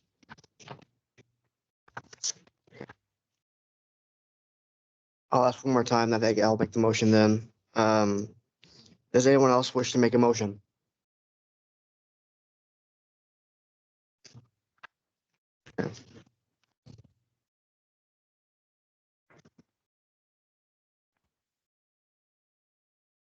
All right. Well, I guess I'll make the motion that we do, we go with option 1, recommend mitigation measures as proposed by applicant. Now, do I have to do more? Do I have to speak on that more throughout the packet, or is that the motion? You need to read the motion into the Whole record. thing, every single part, okay. Correct. Okay. I motion that we do recommendation of mitigation measures as proposed by applicant. Finding of fact. The Bothell Landmark Preservation Board convened a hearing on February 27, 2024. The Bothell Landmark Preservation Board considered a record consisting of the applicant's proposal, city staff recommendation, submitted public comment and public testimony and presentations received at the hearing on February 27, 2024. Number 3, the applicant proposes to demolish the Northshore First National Bank's Wells Fargo Building at 10210 Main Street, Bothell, Washington. A historic resource identified in the Bothell Historic Inventory and eligible for listing in the Bothell Register of Historic Landmarks. The applicant completed a thorough and deliberate analysis of alternatives to demolish the existing building pursuant to Bothell Municipal Code 2228-060A3 and determined that none of the demolitions alternatives were feasible. Applicant has proposed 4 mitigation measures which consist of reuse of historic features salvaged from the building interior, installation of an abstract wall mural and commemorative plaque on the new building, installation of an abstract artistic representation of the structural frame, design of the existing building, and the installation of interpretive signage within the central south-facing public courtyard along Main Street. Conclusions, or pardon me, BMC 2228-060C requires the Landmark Preservation Board to negotiate mitigation measures if alternative to demolition is infeasible. During the February 27, 2024 hearing conveyed by the Bothell Landmark Preservation Board, the board and the applicant negotiated mitigation measures for demolition of the existing building. Pursuant to Bothell Municipal Code 2228-060C, the City of Bothell Landmark Preservation Board recommends the 4 mitigations measures proposed by the applicant on February 14, 2024, which include the following. Reuse of historic features salvaged from the building interior, installation of an abstract wall mural and commemorative plaque on the new building, installation of an abstract artistic representation of the structural frame, design of the existing building, and the installation of interpretive signage within the central south-facing public courtyard along Main Street. The City of Bothell Landmark Preservation Board directs the applicant to coordinate fulfillment of these mitigation measures with the City of Bothell staff.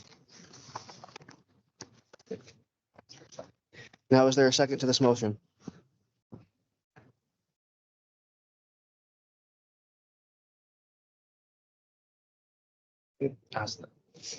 Online, is there a second to this motion?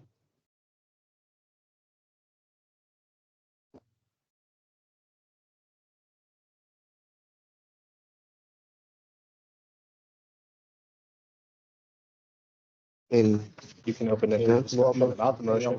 motion bit, okay. Yeah, okay. Well, are there any other motions?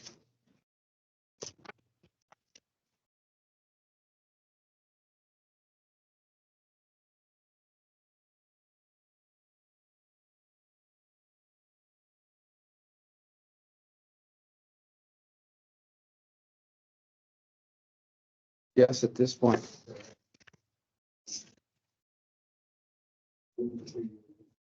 Continue the open record hearing to the next landmark preservation board meeting. 8.060. I'm sorry. I would move to continue the open record hearing to the next landmark preservation board meeting pursuant to BMC Bothell Municipal Code 22.28.060C. Conclusion of negotiation of mitigation measures within 45 days. Okay. The motion is made. Well, is there a second? Board Member Sompi seconds. Believe we'll now go to a vote. Yeah, Board Member Thomas, Aye. Board Member Salazar, Aye. Board Member Babajanov, Aye. Board Member, are you Jyoti? Aye. Board Member Sompi? Aye. And myself, I'll say aye too. Great.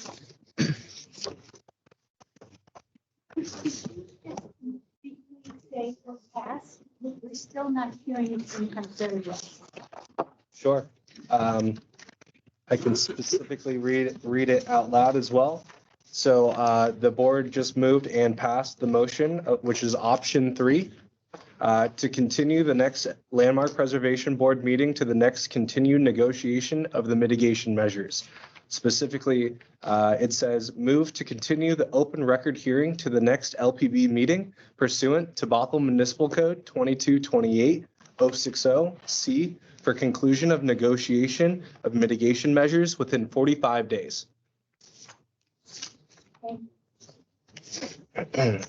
We will continue on.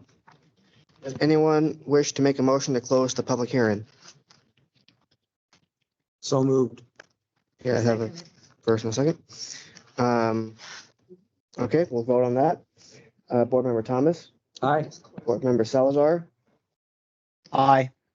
Board Member Babajanov, Aye. Board Member Arjoti? Aye. Board Member Soppy? Aye. Myself, aye. Guys, The public hearing is closed at 7:30. The public hearing. you want to take a 5-minute break? All right, we're going to take a 5-minute break. Stretch your legs, use the restroom. We'll get started back at 7:36 to discuss the second item on the agenda.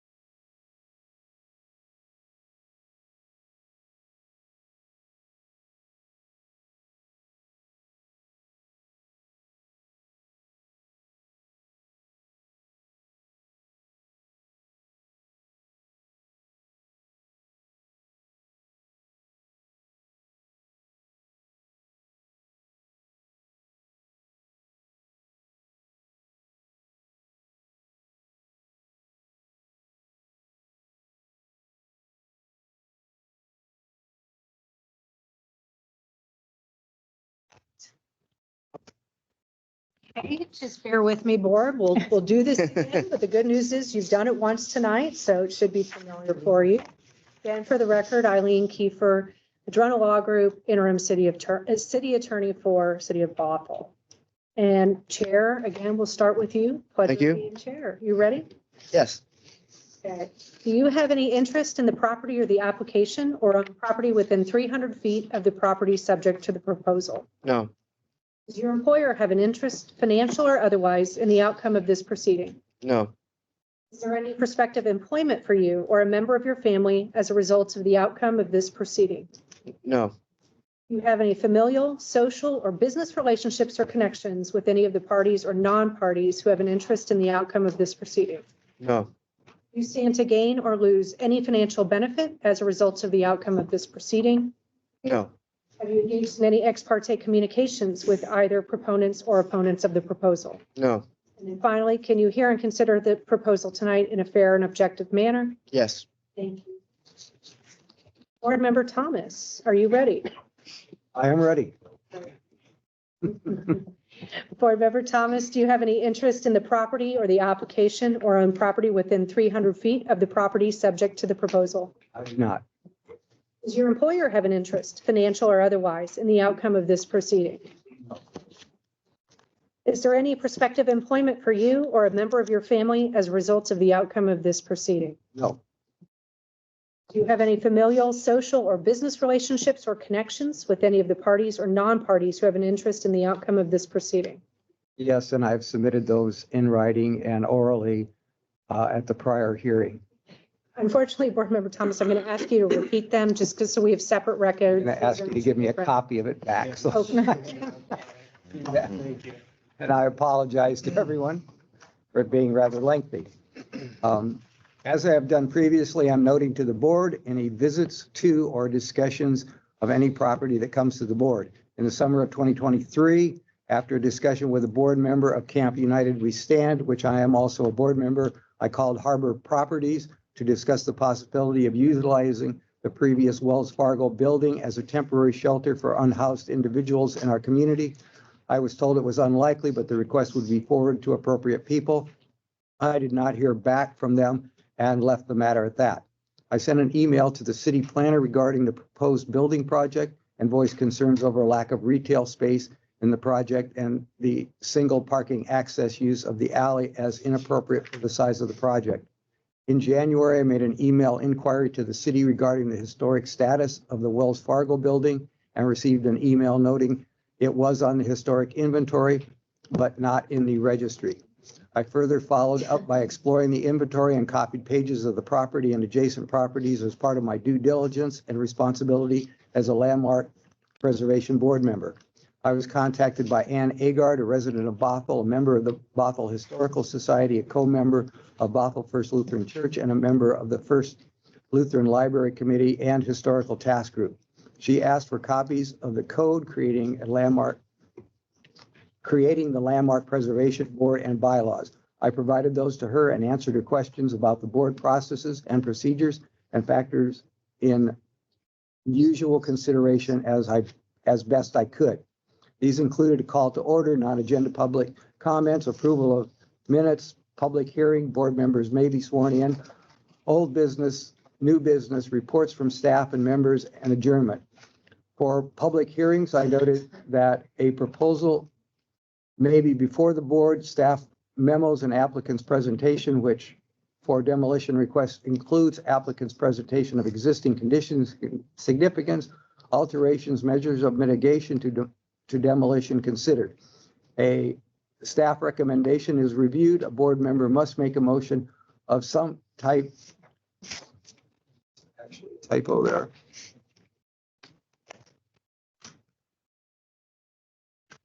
To proceed and discussion follows.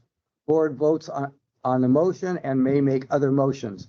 Meeting moves to old business, new business, reports from staff and members, and adjournment. I am a member of the Bothell First Lutheran Church, which shares the alley of the proposed project and thus is an adjacent business. I regularly participate with the Garden Guild, which performs minor landscaping, weeding, and cleanup around the grounds. I am also a member of the FLC Social Ministries Committee, hence my involvement with temporary shelter for unhoused persons noted above. I drive by this property numerous times in any given week from multiple directions as part of my responsibilities on the Landmark Preservation Board. I have recently taken pictures of the property. I am disclosing these ex parte contacts with respect to this project in the interest of full disclosure. I am also aware of the scope of the Landmark Preservation Board's role with respect to this project. I am prepared to review the record as presented at tonight's meeting. I am prepared to make a decision in a fair, objective, and unbiased manner based solely on the information in the record. Thank you, Board Member Thomas. You've hit several of the questions of the appearance of fairness questions. We have one last remaining one. Do you stand to gain or lose any financial benefit as a result of the outcome of this proceeding? No, I do not. Thank you, Board Member Thomas. Board Member Badadzhanov, are you ready? Yes, I am. Okay. Do you have any interest in the property or the application or own property within 300 feet of the property subject to the proposal? No. Does your employer have an interest, financial or otherwise, in the outcome of this proceeding? No. Is there any prospective employment for you or a member of your family as a result of the outcome of this proceeding? No. Do you have any familial, social, or business relationships or connections with any of the parties or non-parties who have an interest in the outcome of this proceeding? No. Do you stand to gain or lose any financial benefit as a result of the outcome of this proceeding? No. Have you engaged in any ex parte communications with either proponents or opponents of the proposal? No. And can you hear and consider the proposal tonight in a fair and objective manner? Yes. Thank you. Okay. Councilmember Arul-Jones. Okay. Do you have any interest in the property or the application or own property within 300 feet of the property subject to the proposal? No.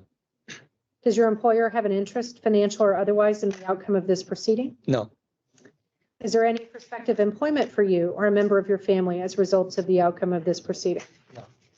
Do you have any familial, social, or business relationships or connections with any of the parties or non-parties who have an interest in the outcome of this proceeding? No. Do you stand to gain or lose any financial benefit as a result of the outcome of this proceeding? No. Have you engaged in any ex parte communications with either proponents or opponents of the proposal? No. And finally, can you hear and consider the proposal tonight in a fair and objective manner? Yes. Thank you. Board Member Salazar, are you ready? Yes. Thank you. Do you have any interest in the property or the application or own property within 300 feet of the property subject to the proposal? No. Does your employer have an interest, financial or otherwise, in the outcome of the proceeding? No. Is there any prospective employment for you or a member of your family as a result of the outcome of this proceeding? No. Do you have any familial, social, or business relationships or connections with any of the parties or non-parties who have an interest in the outcome of this proceeding? No. Do you stand to gain or lose any financial benefit as a result of the outcome of this proceeding? No. Have you engaged in any ex parte communications with either proponents or opponents of the proposal? No. And finally, can you hear and consider the proposal tonight in a fair and objective manner? Yes. Thank you. Board Member Sampi, are you ready? Yes. Okay, great. Do you have any interest in the property or the application or own property within 300 feet of the property subject No. to the proposal? No. Thank you. Does your employer have an interest, financial or otherwise, in the outcome of this proceeding? No. Is there any prospective employment for you or a member of your family as a result of the outcome of this proceeding? No. Do you have any familial, social, or business relationships or connections with any of the parties or non-parties who have an interest in the outcome of this proceeding? As part of full disclosure, I'll just read this statement. In the past, as a member of the Landmark Board, I've participated in discussions of the property for landmark status with current and past members of the City Council, members of the community, and other city boards. These are regarding our interests in these legacy properties in the downtown overlay area. They were not specific to this proposal. Okay. And so in spite of these communications, are you confident that in spite of those communications, you can impartially render a decision tonight? Yes. Okay. Do you stand to gain or lose any financial benefit as a result of the outcome of this proceeding? None. Okay, great. And then finally, can you hear and consider the proposal tonight in a fair and objective manner? Yes. Okay, thank you. Chair, that concludes the appearance of fairness questions. Thank you so much. Does anyone in attendance wish to challenge the participation of any board member based on appearance of fairness doctrine? If so, please raise your hand or virtual hand if appearing remotely. And when called upon, please state the name of the member and the reasons why you believe that they should be disqualified from this matter. Please remember, we are not taking public comment at this point in the evening, so please limit your statements to any reasons you believe a board member should be disqualified only. We will hear all challenges first before any challenged board member will have the opportunity to respond to such challenge. So are there any challenges? If there are, please raise your hand. Not mine virtually, seeing none.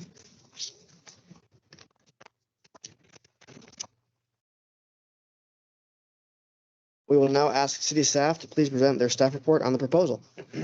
Thank you. Yes. Alrighty. My name is Nick Schmeck. I am the city planner in charge of this project. I'll try to speak loudly so everyone can hear me. The purpose of today's meeting is to review appropriateness with BMC 1264-505 for the proposed multifamily construction project located at 10210 Main Street, Bothell, Washington, a site located within the Downtown Special Review Area, DSRA. Project description, just an overview. Harbor Homes has proposed to construct a 6-story multifamily building containing 143 apartments and 159 parking stalls at the 10210 Main Street location. Public open space and private outdoor space will be provided, and garage access will be provided from the adjacent alley. Existing on-site improvements will also be removed, and additional improvements will be required for this project. Speaking to Bothell Municipal Code, the DSRA is established as an area possessing a significant concentration, linkage, or continuity of buildings, objects, sites, and or structures united by the past events or aesthetically by plan or physical development within the city limits. The city of Bothell's current listing of national, state, and local registered properties in the downtown sub-area are shown in figure 1264-505A1, and more specifically also outlines the DSRA area within our downtown. Roughly, it's a 3x3 block radius. The downtown sub-area plan regulation includes the following provisions, which establishes this process today. BMC 1264-505A3, specifically called the design review process. The review process begins when an owner or an owner's representation proposes an exterior work on a building that is within the boundaries described above. These regulations shall be used when contemplating a project and to help establish the appropriate direction of new construction. The Landmark Preservation Board will review each proposal in terms of the basic principles, and for conformance with the stated regulations, the review process shall be described under BMC Title 22. Some background for this project. This project specifically is within the DSRA and does surpass the thresholds that require for this to come to this board. The applicant has prepared for the board a presentation today, as well as a compliance narrative that goes through all of the items under B, section B of 1264-505B, and they have outlined that, and they will be discussing that today in their presentation. The requirements and guidelines for the DSRA are identified in that section I just discussed, and they're broken into 4 major sections. Basic principles, charter defining features of the downtown special review area, building regulations for rehabilitation and new construction, and building materials and elements. The applicant's compliance narrative and presentation, a part of the attachments of my memo, contain a comprehensive discussion of the requirements and guidelines set forth in the section in the code I keep referring to, 1264-505. Staff analysis. Staff has found that the applicant's DSRA materials adequately analyze and apply the requirements and guidelines identified in 1264-505B. The proposed construction project both respects the downtown district, complements the surrounding architecture. Traditional character-defining features and materials are implemented in a contemporary and simplified fashion. The building's design is rectangular, a requirement of our downtown code, and fills the entire street front at the first two levels, except for an allowance of public open space substitution permitted under BMC 1264-305A1G, an exemption in our code.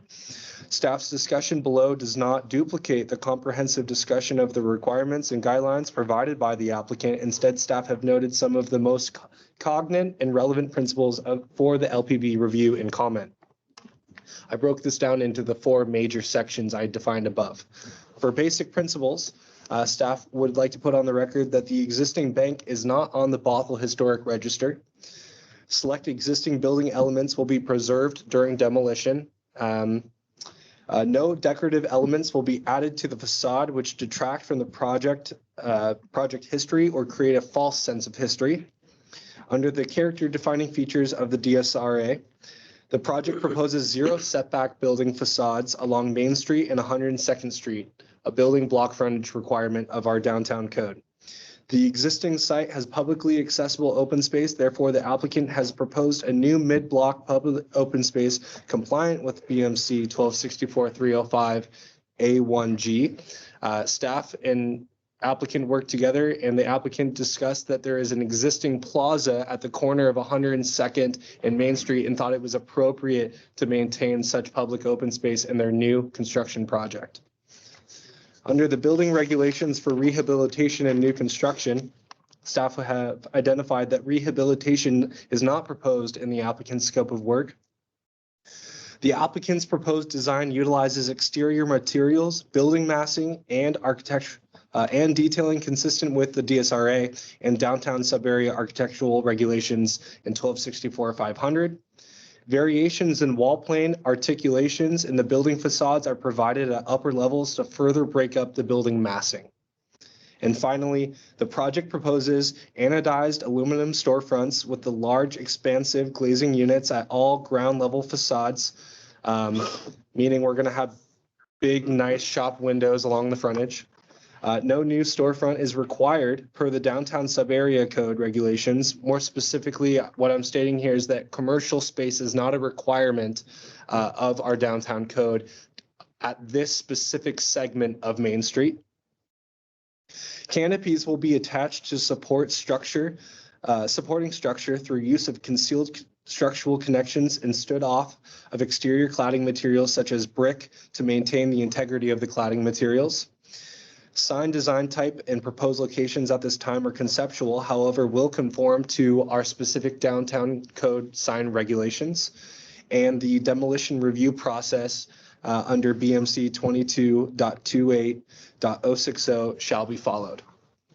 Staff's recommendation to the board is that the board review the proposed design building and provide comments to the applicant. Staff will then finalize the design review in full consideration of the board's comments and per code standards. Provided that no further major modifications or alterations to the design of the proposed building and reviewed are proposed by the applicant.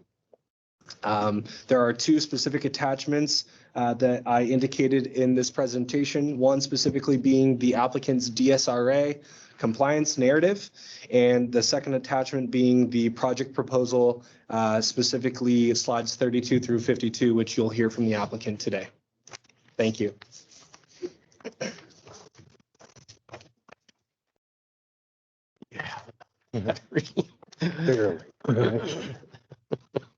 Somebody go through the report? Yeah, I believe, is it applicant next? Yes. So you want to? So, actually, city staff will now read into the record any written comment received. Sorry about that. City staff, has the city received any written comment? Yes, we have sent out multiple iterations of public comment to the board and originally posted with the agenda packet a week prior to today's event and subsequently with a revised packet on last Thursday. Additional public comment has been received and forwarded to the board and will be entered into today's public record and subsequently will be added to the minutes of today's agenda. Thank you. Thank you. Now, we will now ask the project applicant to speak on the proposal. Please recall that you will have 15 minutes with them to wish to speak. Thank you. Thank you. I'm Brian Palladar with Group Architect and here with Kevin Sokolowski, also of Group Architect, and Tyler Churchill of Harbor Homes.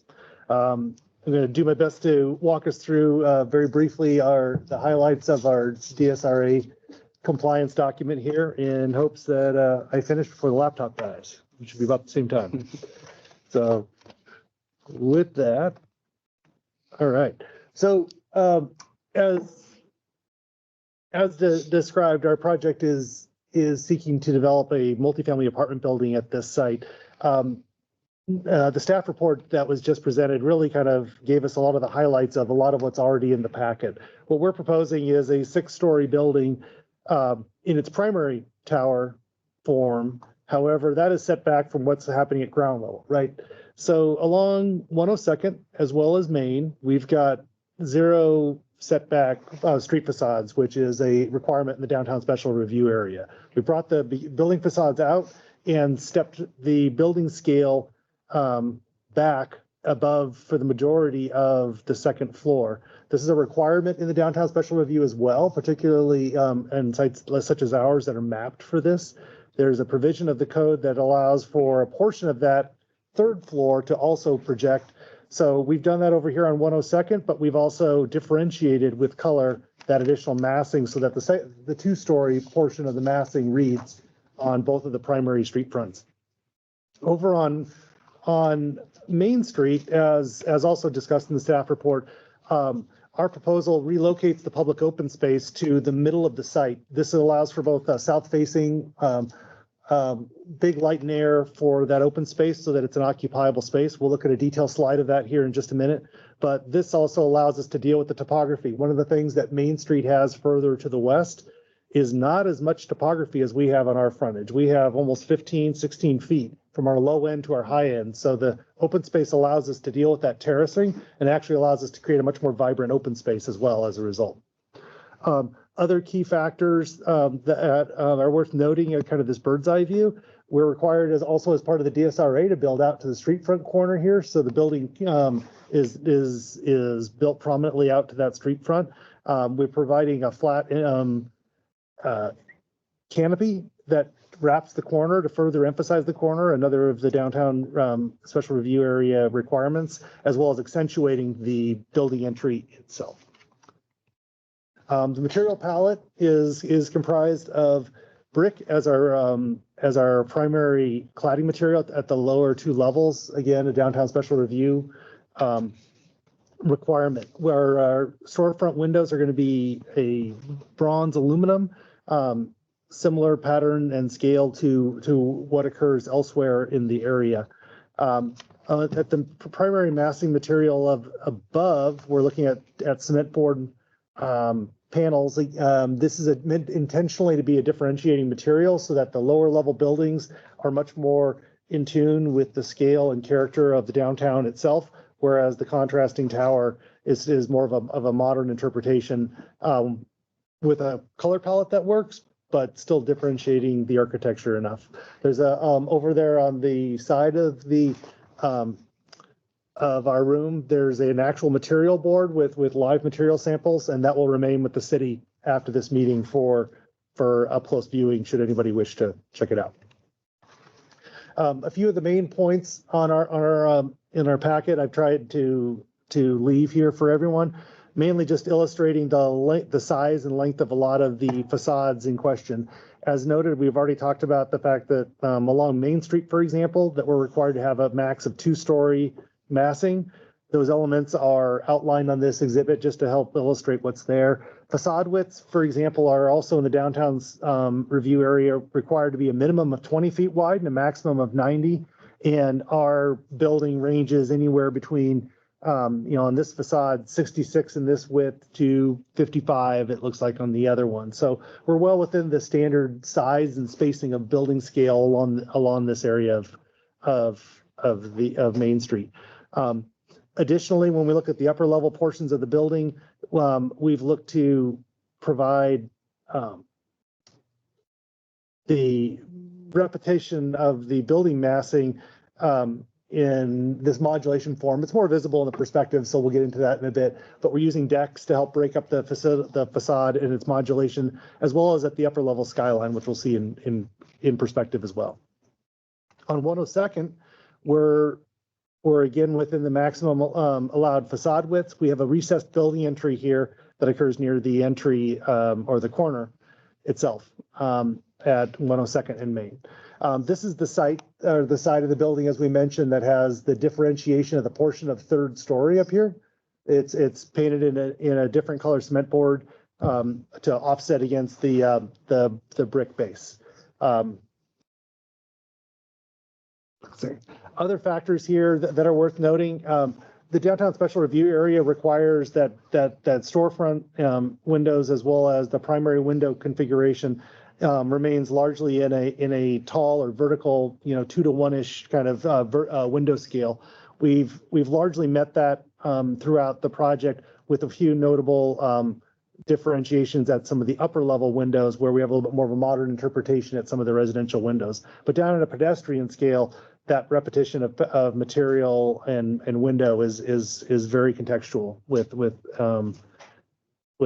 else is happening in the downtown. We've included some other elevations that look at the north and east sides of the building, and those are visible in the perspectives as well. Looking at some of the perspectives to take you around the project. The corner illustration here shows the. Oh, there it goes. There it goes. I did it. Yep. I can share. One quick second here while we switch laptops. You know what side you're on? I don't. No, In the 120s, I think. Okay, thank you. Oh, there you go. You're back.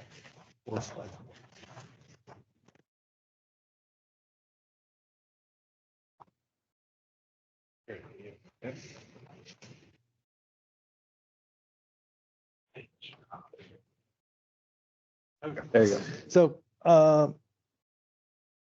again, returning back to this, to the corner perspective, at the intersection of 102nd and Main, we've got the build to corner here with the strong build out to the corner of the intersection and the pedestrian environment. We've got that corner canopy that wraps around, further accentuating the corner itself. Our primary building entry is right here. The additional recess of the building entry is also carried through in the upper portion of that facade to, again, further break up the massing a little bit. Down the Main Street to the east, you'll see that breakup in the facade modulation that is our open space. And again, we've got the 2-story massing of as also a requirement in the downtown zone at the easterly portion as well. So really that open space is kind of bookended by our 2-story massing on both sides. This slide also begins to show a little bit better, looking up at the building in perspective, how the roof line is seeing variation as well as the modulation differential in these perspectives. Portion of this facade is just looking at 102nd, showing our garage access and kind of the alley perspective, also showing how a little bit better detail how the massing is broken out with the change in materiality along here. Quick image of the side to the facade to the north and the east from the alleyway itself. The side of the project that's down at grade at the east is going to have landscaping at grade, kind of reduced in scale a little bit there for visibility, so you can see the building, but it is planned. And then last overall perspective here is a little bit better view to see the overall streetscape. So again, this is our 2-story massing down below. Again, large windows that are all, again, a DSRA requirement for visibility at the pedestrian level. And then the large central open space. 5 minutes. Okay. This view is a little bit better aerial perspective actually of that open space. So I'd like to just spend a quick minute on it. So again, because we have all this topography, it's actually a design opportunity. We have opportunity to create a lot of different spaces as well as activate this plaza in some unique ways. First off, we've got a large open area that's flat that just happens to be long enough that we can provide a series of outdoor seating or grouping areas. That's important from an urban design standpoint because we want lots of different groups of people to be able to use this. And when the seating is spaced out, it gives us more opportunity to actually have people use it comfortably. Also, along with this, as illustrated with the person with the bicycle, is our bike room is going to be accessed off of this space, as well as a secondary building exit. That will do two things for us. Not only will it increase the opportunity for users or for riders of bicycles to use that successfully, it's also going to be an important feature in activating that open space and making sure it stays used and in clean condition with people kind of constantly moving through it. Additionally, with the topography in here, it's given us a lot of great opportunities for various planters. So we've shown some planters that are going to be landscaped in an exposed metal, most likely a Core-10 or something that's of a rich quality with a lot of landscaping. So lots of opportunity for this south-facing courtyard to really get a lot of use. Last major points, just starting to look at individual entries. So on the left is the building entry itself at 102nd. So that space is really almost a 2-story level scale, all transparent with glass. You can barely see through the vestibule so there'll be a layering of visibility inside to the building. But at that particular location, you'll also have the canopy itself, which will be lit. We'll have some signage above and blade signs. So that was also visible in some of the earlier photos, but we'll have blade style signage on both street frontages. Project isn't named yet, so we don't have something to share yet for signage design, things like that, but we know where it's going to be and the approximate size. There's a unit on the southeast corner as well that was visible back here actually in this image. I'll jump back. There's a single residential unit that will have all of this frontage around Main Street and actually have its own individual unit entry over here. So his entry is detailed here as well. Again, a smaller pedestrian scale canopy, similar in design finish to the other one. And the last bits of our packet include just the narrative. So with that, I'd like to turn it back over for clarifying questions. First off, I'll now open the public hearing for this matter. We will now ask for members of the public to present testimony. Members of the public, if you wish to testify, please raise your physical hand, or if joining remotely, please raise your virtual hand. City staff will call on all of those with hands raised until all those who wish to testify have done so. Please remember to state your name, confine your remarks to the matter at hand, and that you have a time limit of 3 minutes. City staff will alert you when your time limit has expired. We'll start on the list. And then. Yep. Okay, first up is Jim Chatters.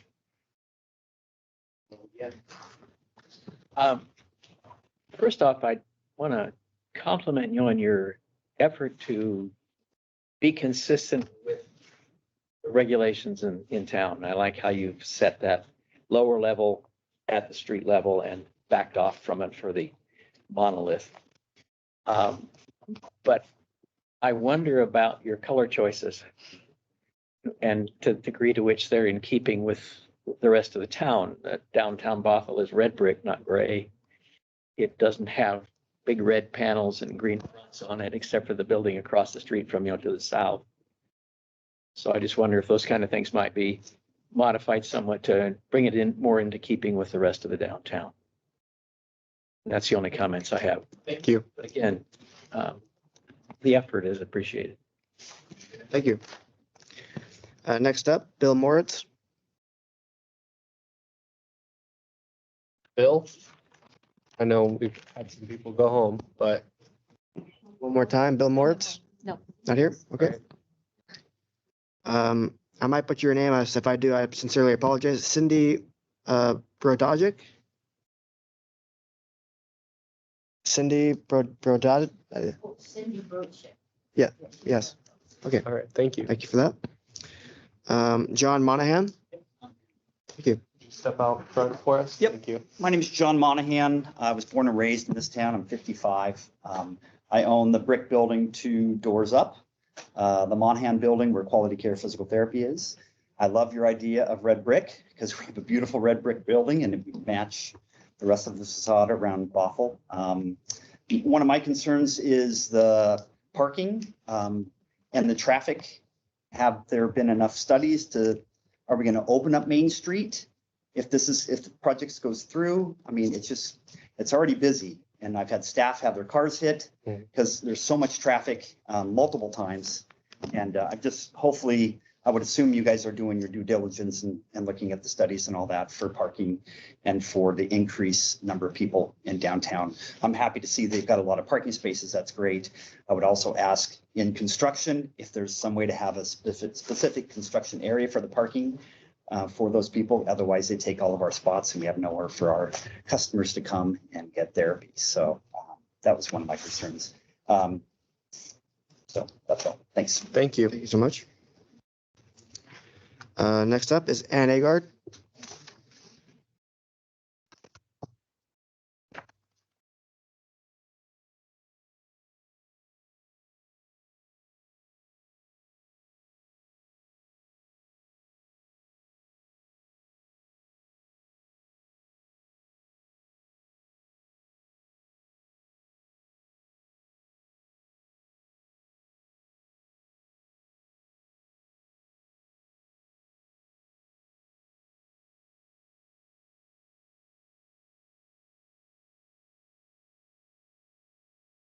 And Agard. The conceptual drawings, 143 units, 159 parking stalls, even with the limitations of the drawings, present obvious negative impacts. The proposed structure does not respect the adjacent historical architectural character of either the immediate neighbors or those nearby across the street. Sundance Hearing, page 36 of the 2019 study, is immediately to the east, next to the 143 proposed apartments. This bungalow-style house was built by William Hannon of Hannon Mercantile for his daughter Gladys Worley in 1923. As noted in the February 20th letter, the Hannon house was moved to the landing and now serves as the Bothell Historical Museum. The proposed 6-story building will tower over the bungalow. In no way is it complementary or compatible. Immediately to the north is the Bothell First Lutheran Church, founded in 1886, and this year we will celebrate our 138th birthday, March 14th. This A-frame arch sanctuary roof with a large cross was built in 1961. The stained glass encompasses the north, south, and east walls. The historic church bell from the early 1900s was recently refurbished on the east side of the church. The proposed building is not compatible with or function or the form of the church. The Georgian Revival, that's owned here by Monahan, recently residentially scaled brick building across the street from the church was built in 1943 by the Christian Science Society and now owned by the Quality Care Physical Therapy. The proposed building does not complement the Georgian Revival style. The building heights are not compatible with adjacent buildings. The building will tower over the bungalow to the east, the Lutheran church to the north, and is not compatible with these buildings or the Georgian style, Christian Science building, Quality Care. The proposed building cannot meet the shalls in the requirement of this code. Thank you. Copy for the.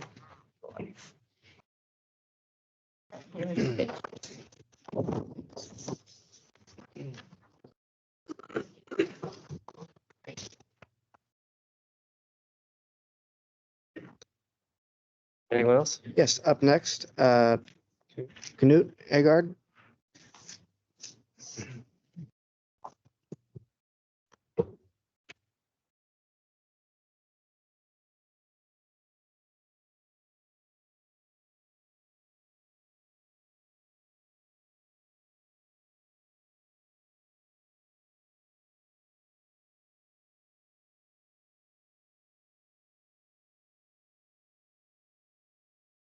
Your name for the record, please. My name is Knut Agard.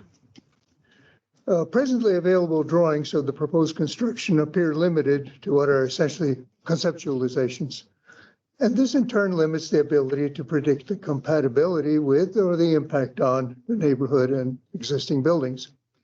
Nonetheless, taking the project drawings presented thus far, for example, number 33, aerial view, three things are apparent. First, the proposed structure looms over everything else and does so at extremely close quarters. This denies light and outlook both to neighbors and to those in adjacent public spaces. Probably most affected of all would be the First Lutheran Church immediately to the north, with its numerous educational and essential social activities and its architectural reliance on extensive glass surfaces. Second, the proposed structure's crowding of public space, the lack of adequate setbacks, and the proposed routing of project-associated traffic onto a narrow valley connected with two short north-south streets, 102nd and 103rd Avenue Northeast, will create pedestrian and vehicular conditions that are both detrimental and hazardous.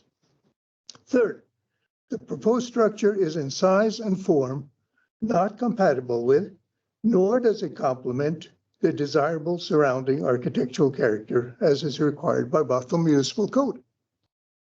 Good examples of this incompatibility are seen by contrasting the proposed structure drawing number 33 with a nearby Georgian-style quality care building or the immediately adjoining First Lutheran Church designed by an award-winning architect. And here are copies of both of these.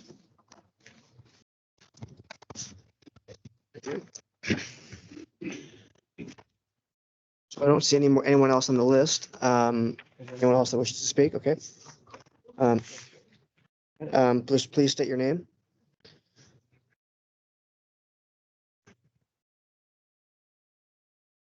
My name is Patty Billisi. As I mentioned before, I've been here more than 35 years. And we love being in Bothell. Some of this has probably been said before, but I'll repeat it anyway. According to BMC 12.64.505 Historic Resources Regulations, new buildings shall respect the district in which they are located and be compatible with or complement the desirable surrounding architectural character. New construction shall utilize traditional character-defining features and materials in a contemporary and/or simplified fashion. Building heights shall be consistent with those in the district requirement of downtown sub-area plan and regulation, and compatible with adjacent buildings. The building design is not compatible. This building design is not compatible with the adjacent buildings, and therefore will negatively impact the historical district and future opportunities to preserve the historical character of these eligible buildings. And I don't know if this is part of what I can say. The traffic coming from Riverside Drive is horrendous in the evening, and adding more vehicles is just going to cause problems, possible disasters. I have been told that the traffic safety impacts have not been addressed by the city planning department. Is that true? Or do you, This is your public comment. Okay, sorry. Anyway, I don't think it's been addressed. And as a side note, I used to park in the Bothell Park and Ride, and it was almost full then, and that's been a number of years ago when I worked downtown at the U. You have 1 minute. 1 minute. Okay, what else can I say? I love this town.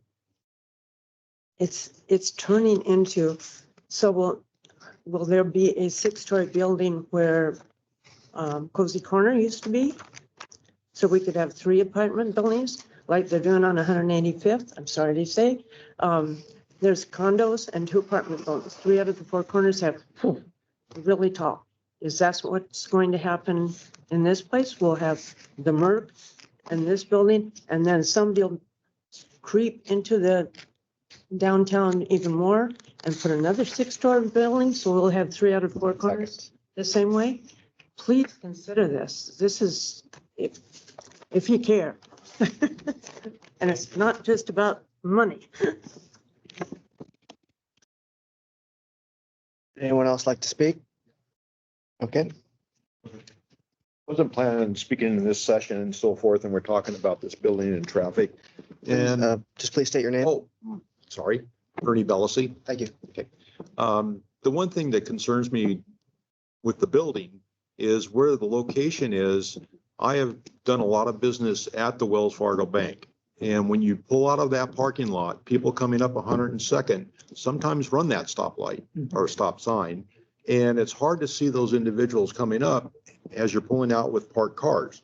Now I'm looking at this building that's going to be right there, almost to the curb, and that's just going to accelerate the problem. And so my concern is coming in and out of that building with that small alleyway that you have there, to consider that. How are you going to mitigate that part? Because again, like I said, sometimes people they're in a hurry. They've been waiting in the line way down there to come across that bridge. And once they get across, I'm gone. And they know nobody's going to come in from the left side because that's all blocked off by the city. And on the right, I could see somebody and I could just take off.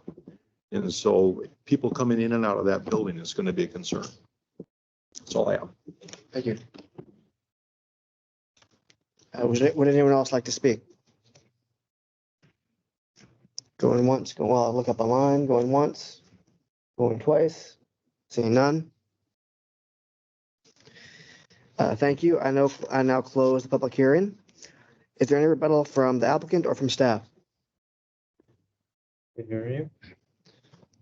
I have nothing at this time, but I have a feeling you guys are probably going to ask a few questions. So staff are here for that. Any rebuttals from? No. No. Board members, is there any discussion of this matter or questions for staff, the proponents, and or those testifying? Include comments in that? Comments? Comments? Yeah.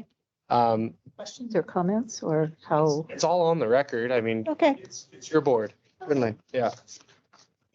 I would say we're speaking on the topic of the design review purview of the DSRA.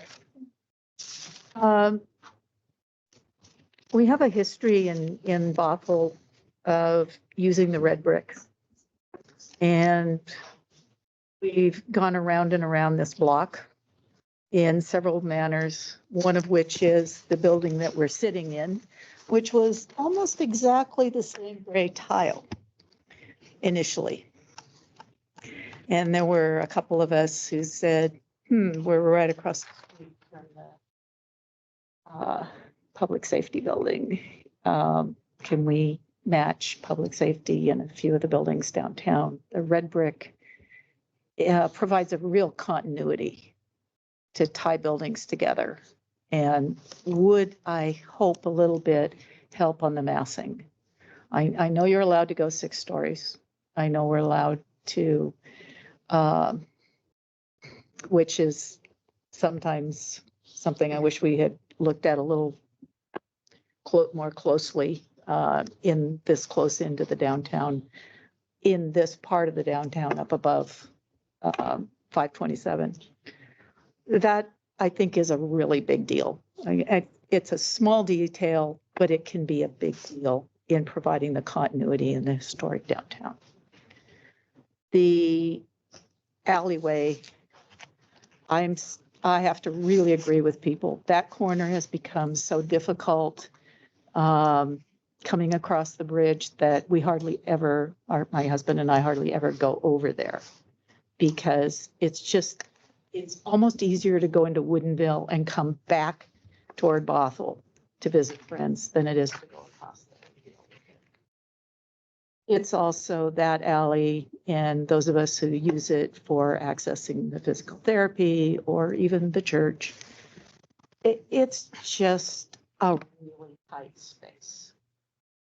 And adding this many potential vehicles is just almost untenable to think about. I'm not sure what a good solution is, but we've got to have some kind of a solution. I think traffic safety, if that, there's a couple blocks in there, it's just become a real issue. And in terms of parking, it's 159 parking spaces. I'm going to assume those are all for the residents. And we are losing access to those parking spaces that are by the existing bank, which are used by a number of us downtown to visit, visit the insurance office, visit the restaurants. I mean, my husband and I hardly ever go to the restaurants anymore because we can't get a parking place. We'll just go down and pick up food. And that's just gotten to be a tough situation. We thought that could happen when we were in these committees back in the early 2000s, but now we're living it and it's a real pain in the and that can be on the record because I'm not the only one who has that. I'm polite about it. I think you've done I'm trying not to be critical and I'm sorry because I'm also an architect. And the massing meets the criteria that has been set by the city. Sometimes when I look at it, it's like, why can't we articulate more? I do like the courtyard.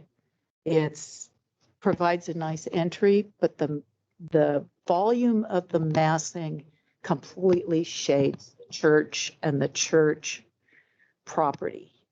They've got gardens, they've got things going on their property, and now we're providing almost a complete lack of sun except at the summer solstice. You know, these are situations that I'm not sure what our best solutions are, but I think they're things we need to acknowledge in our planning. That's my comments for the moment.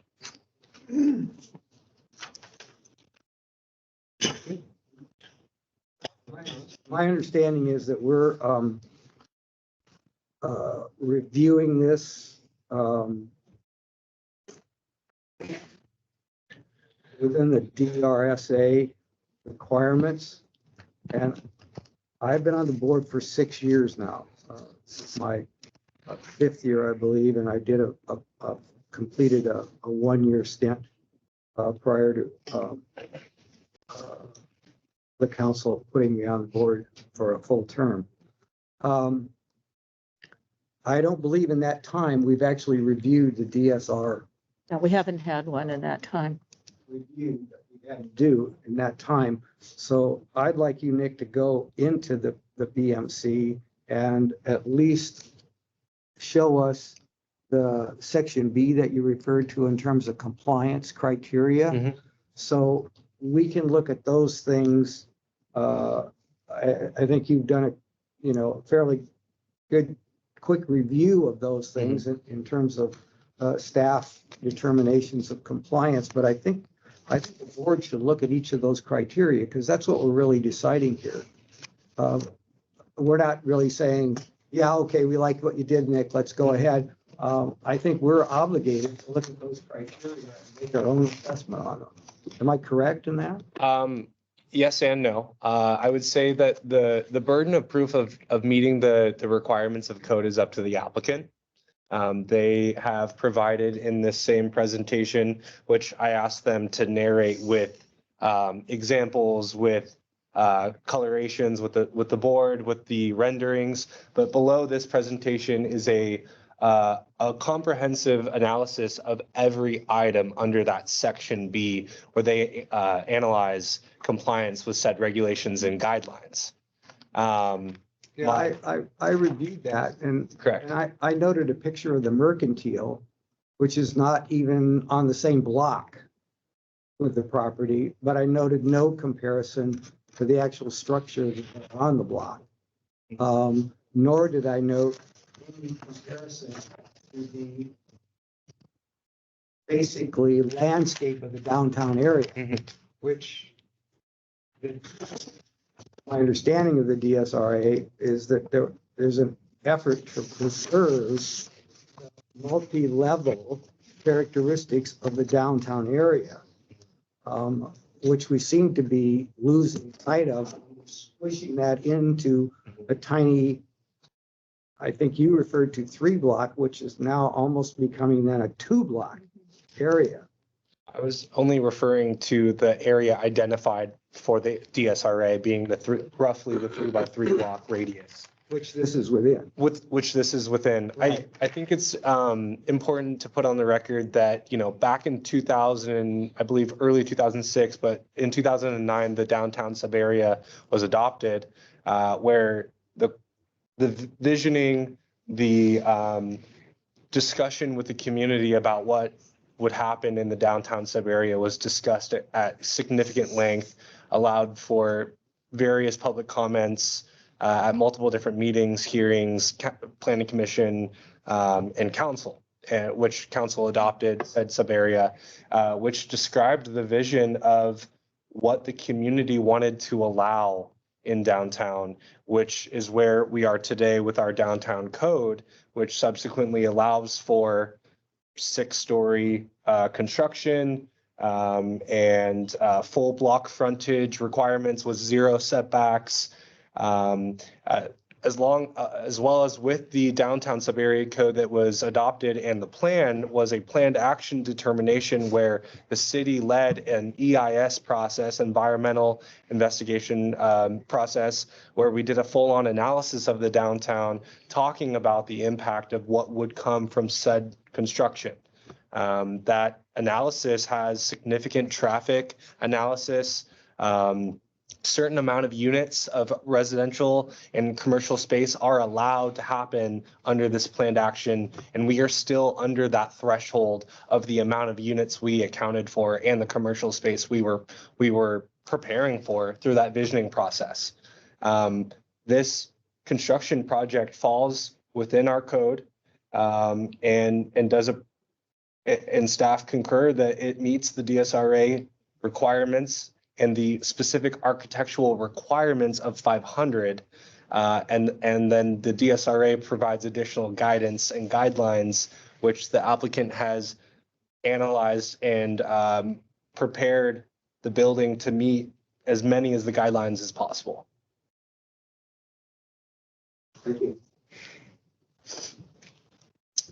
Are there any other comments?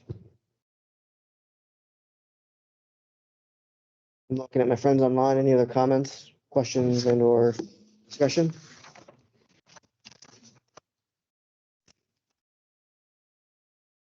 Okay, seeing none. Yeah, I mean, I'll speak for me. I don't have a lot to add. I think basically what was said. I think that the brick in particular is be a good to kind of for continuity's sake. Same thing as for the rest of the downtown, and make it look, make it look pretty.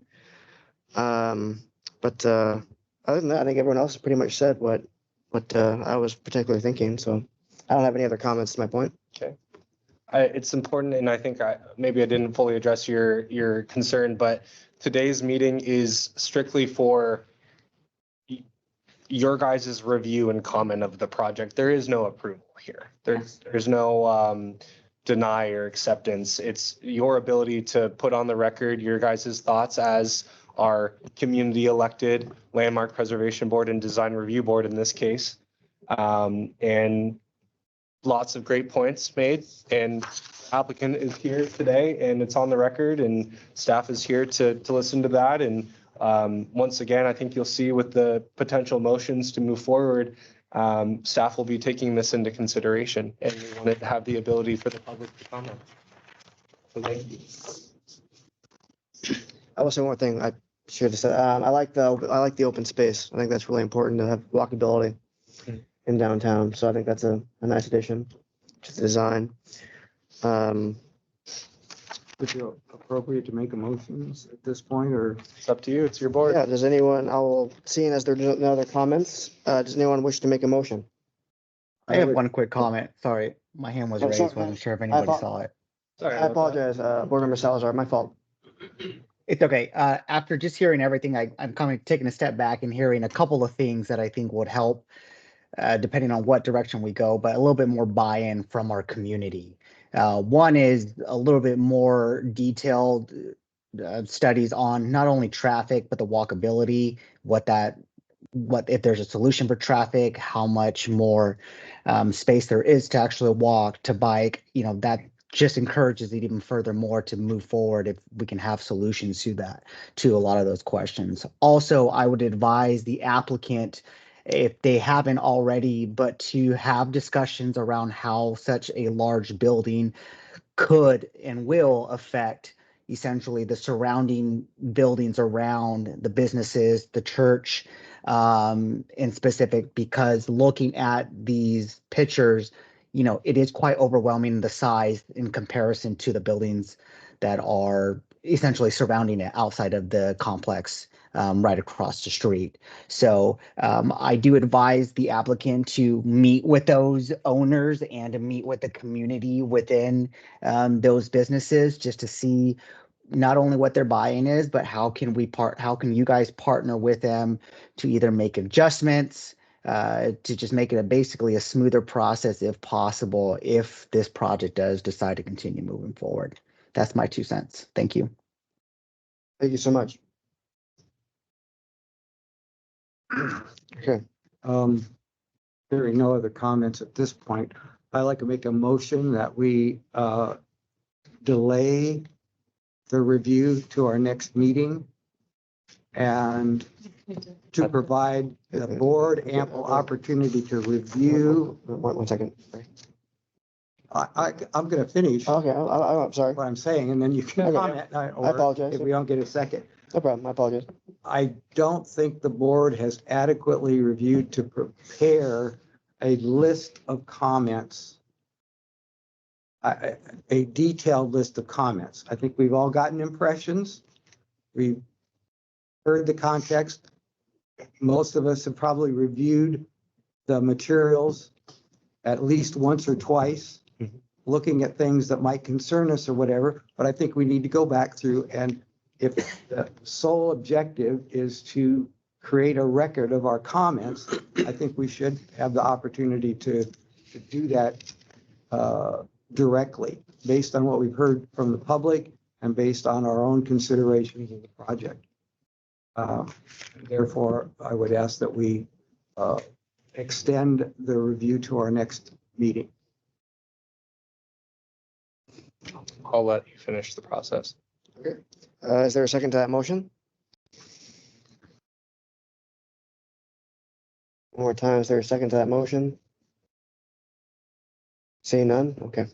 Staff would like to put on the record that there is not a process in our code that supports that motion. This is the intent of the DSRA is a design review opportunity for you guys to review at this hearing, which you were prepared with the materials prior, and to put your comment into the record.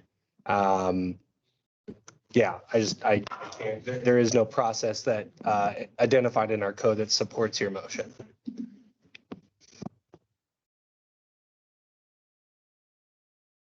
Well, I guess then we're still in the comments from the board members. And so I guess I would add my voice to comments that I heard from the public, is that I found in reviewing it general incompatibility with the neighborhood and I think with the community that most people envision. as Bothell. Now, that may not be consistent with the code. Right. Codes are made up and they take a long time to review. And as we see tonight, the public gets kind of tired of the process. And therefore things go into the code that maybe they didn't really foresee that impact. Okay.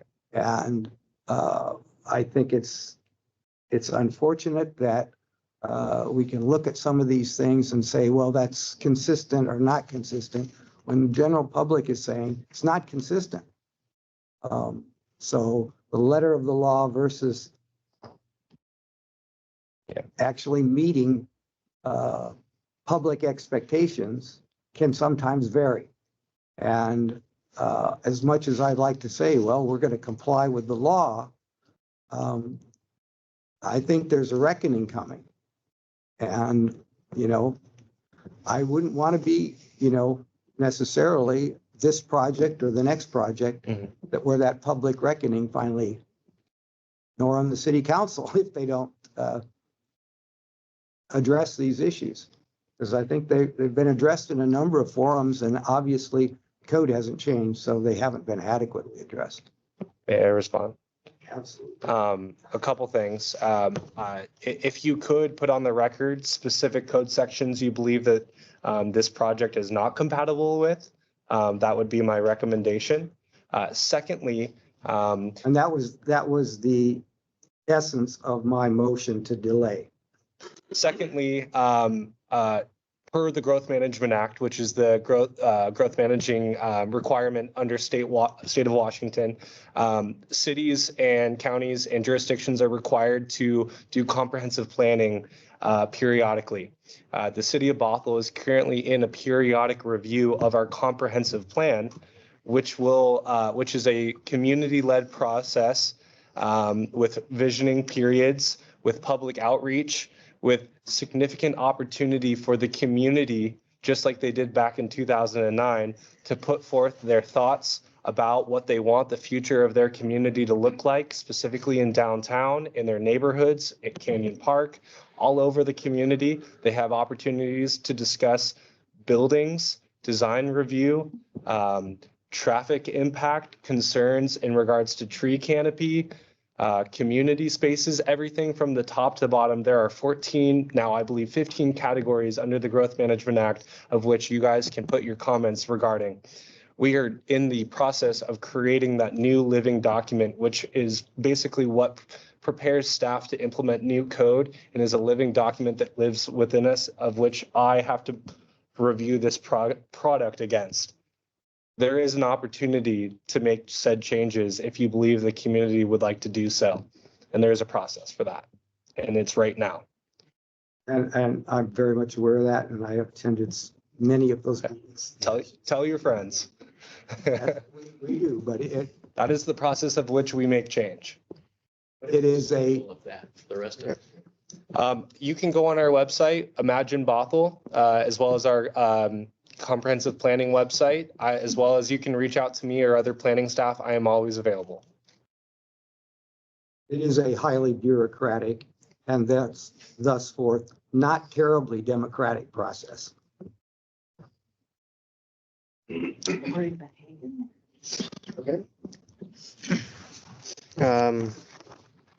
Here's a kind of point of order question. So it looks like on this motion, we may have to make 3 comments we would choose. Is that the process or? It can be more than that. It can be more, okay. If I were you, I'd say all of the comments from today are put into the record. Okay. Yeah. Okay, so I guess, would anyone else like to make a motion? If not, I will make a motion unless there's more comments.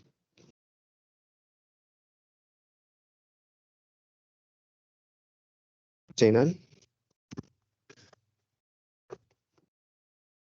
Okay, I'm creating my motion. The Bothell Landmark Preservation Board convened a hearing on February 27, 2024.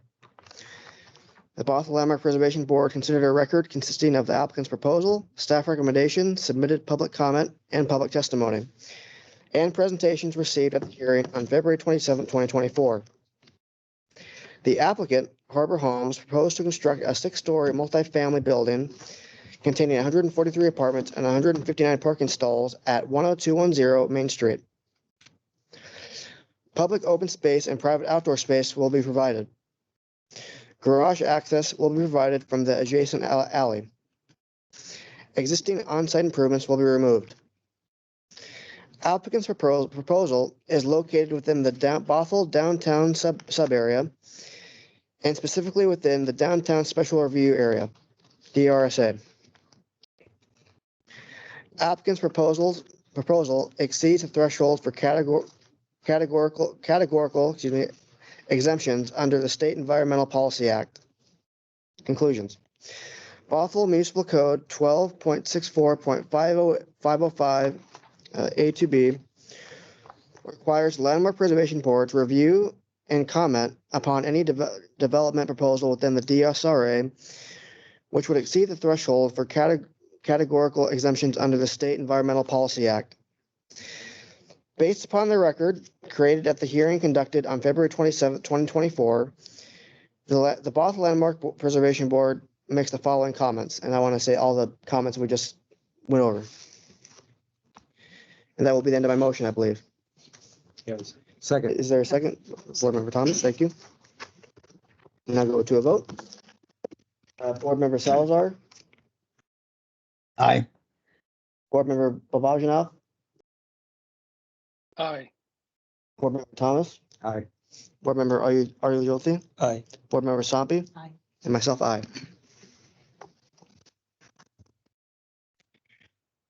Okay, does anyone wish to make a motion to close the public hearing? I'll make a motion to close. Board Member Sampi makes the motion. There's a second by Board Member Thomas. We'll go to a vote. Board Member Salazar. Aye. Board Member Babajanov. Aye. Board Member Thomas. Aye. Board Member Aruljothi. Aye. Board Member Sampi. Aye. And myself, aye. The public hearing is hereby closed at 8:52 p.m.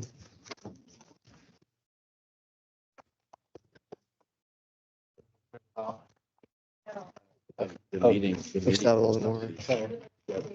Oh, my fault. Still on the agenda. I forgot about that. My part's over. We got staff report and I apologize. No problem. Thank you for being here. Thank you for what you do. Next up is old business. None. None. New business. None. None. Any reports from staff? Not at this time. Yes. From staff. Sorry. Hi, this is Community Engagement Specialist Sarah Frost. In front of you. So speaking of the comprehensive plan, we wanted to put on everyone's radar that we are going to be hosting 2 opportunities to participate in a public forum for our 2024 comprehensive plan. This will be the first week of May. Mark it on your calendars, save the date. They will be basically 2 of the same type of events. We're just going to have them in 2 different locations at 2 different times.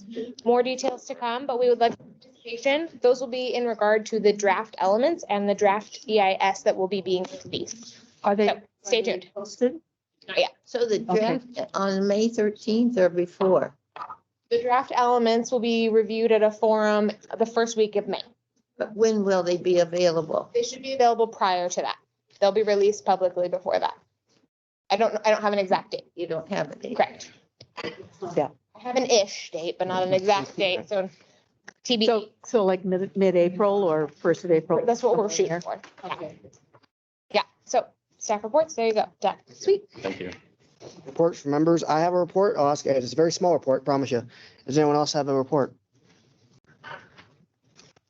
Well, Bothell held a open house for our boards and commissions. I went to that and it was a great time. Met a lot of great people who were interested in the Landmarks Board and other subsequent boards. I'm thinking we've got a lot of good applicants for our boards, and I think that's what we're going for with that open house. And I think we hit the mark with that. So I was very happy with that. So that's my report. Adjournment. I just have a comment to make. Sure. Is it possible to have the public Wi-Fi on for board meetings? We don't have staff Wi-Fi access. Yeah, staff can look into that. Yeah, I tried twice. it's very funky. Yeah, Let's talk. yeah, we can talk offline. Okay, Move it to adjourn. thank you so I'll much. move to adjourn. Oh, I'll Board, second. all right, we got board member Sampi moves to adjourn, board member Thomas seconds. We're going to vote now. Board member Salazar, Aye. board member Babajanov, Aye. board member Thomas, Aye. board member, are you Jyoti? Aye. Board member Sampi, Aye. and myself, aye. We're adjourned. I'll do the, yes. Thank you so much. And 8:55, February 27th, 2024.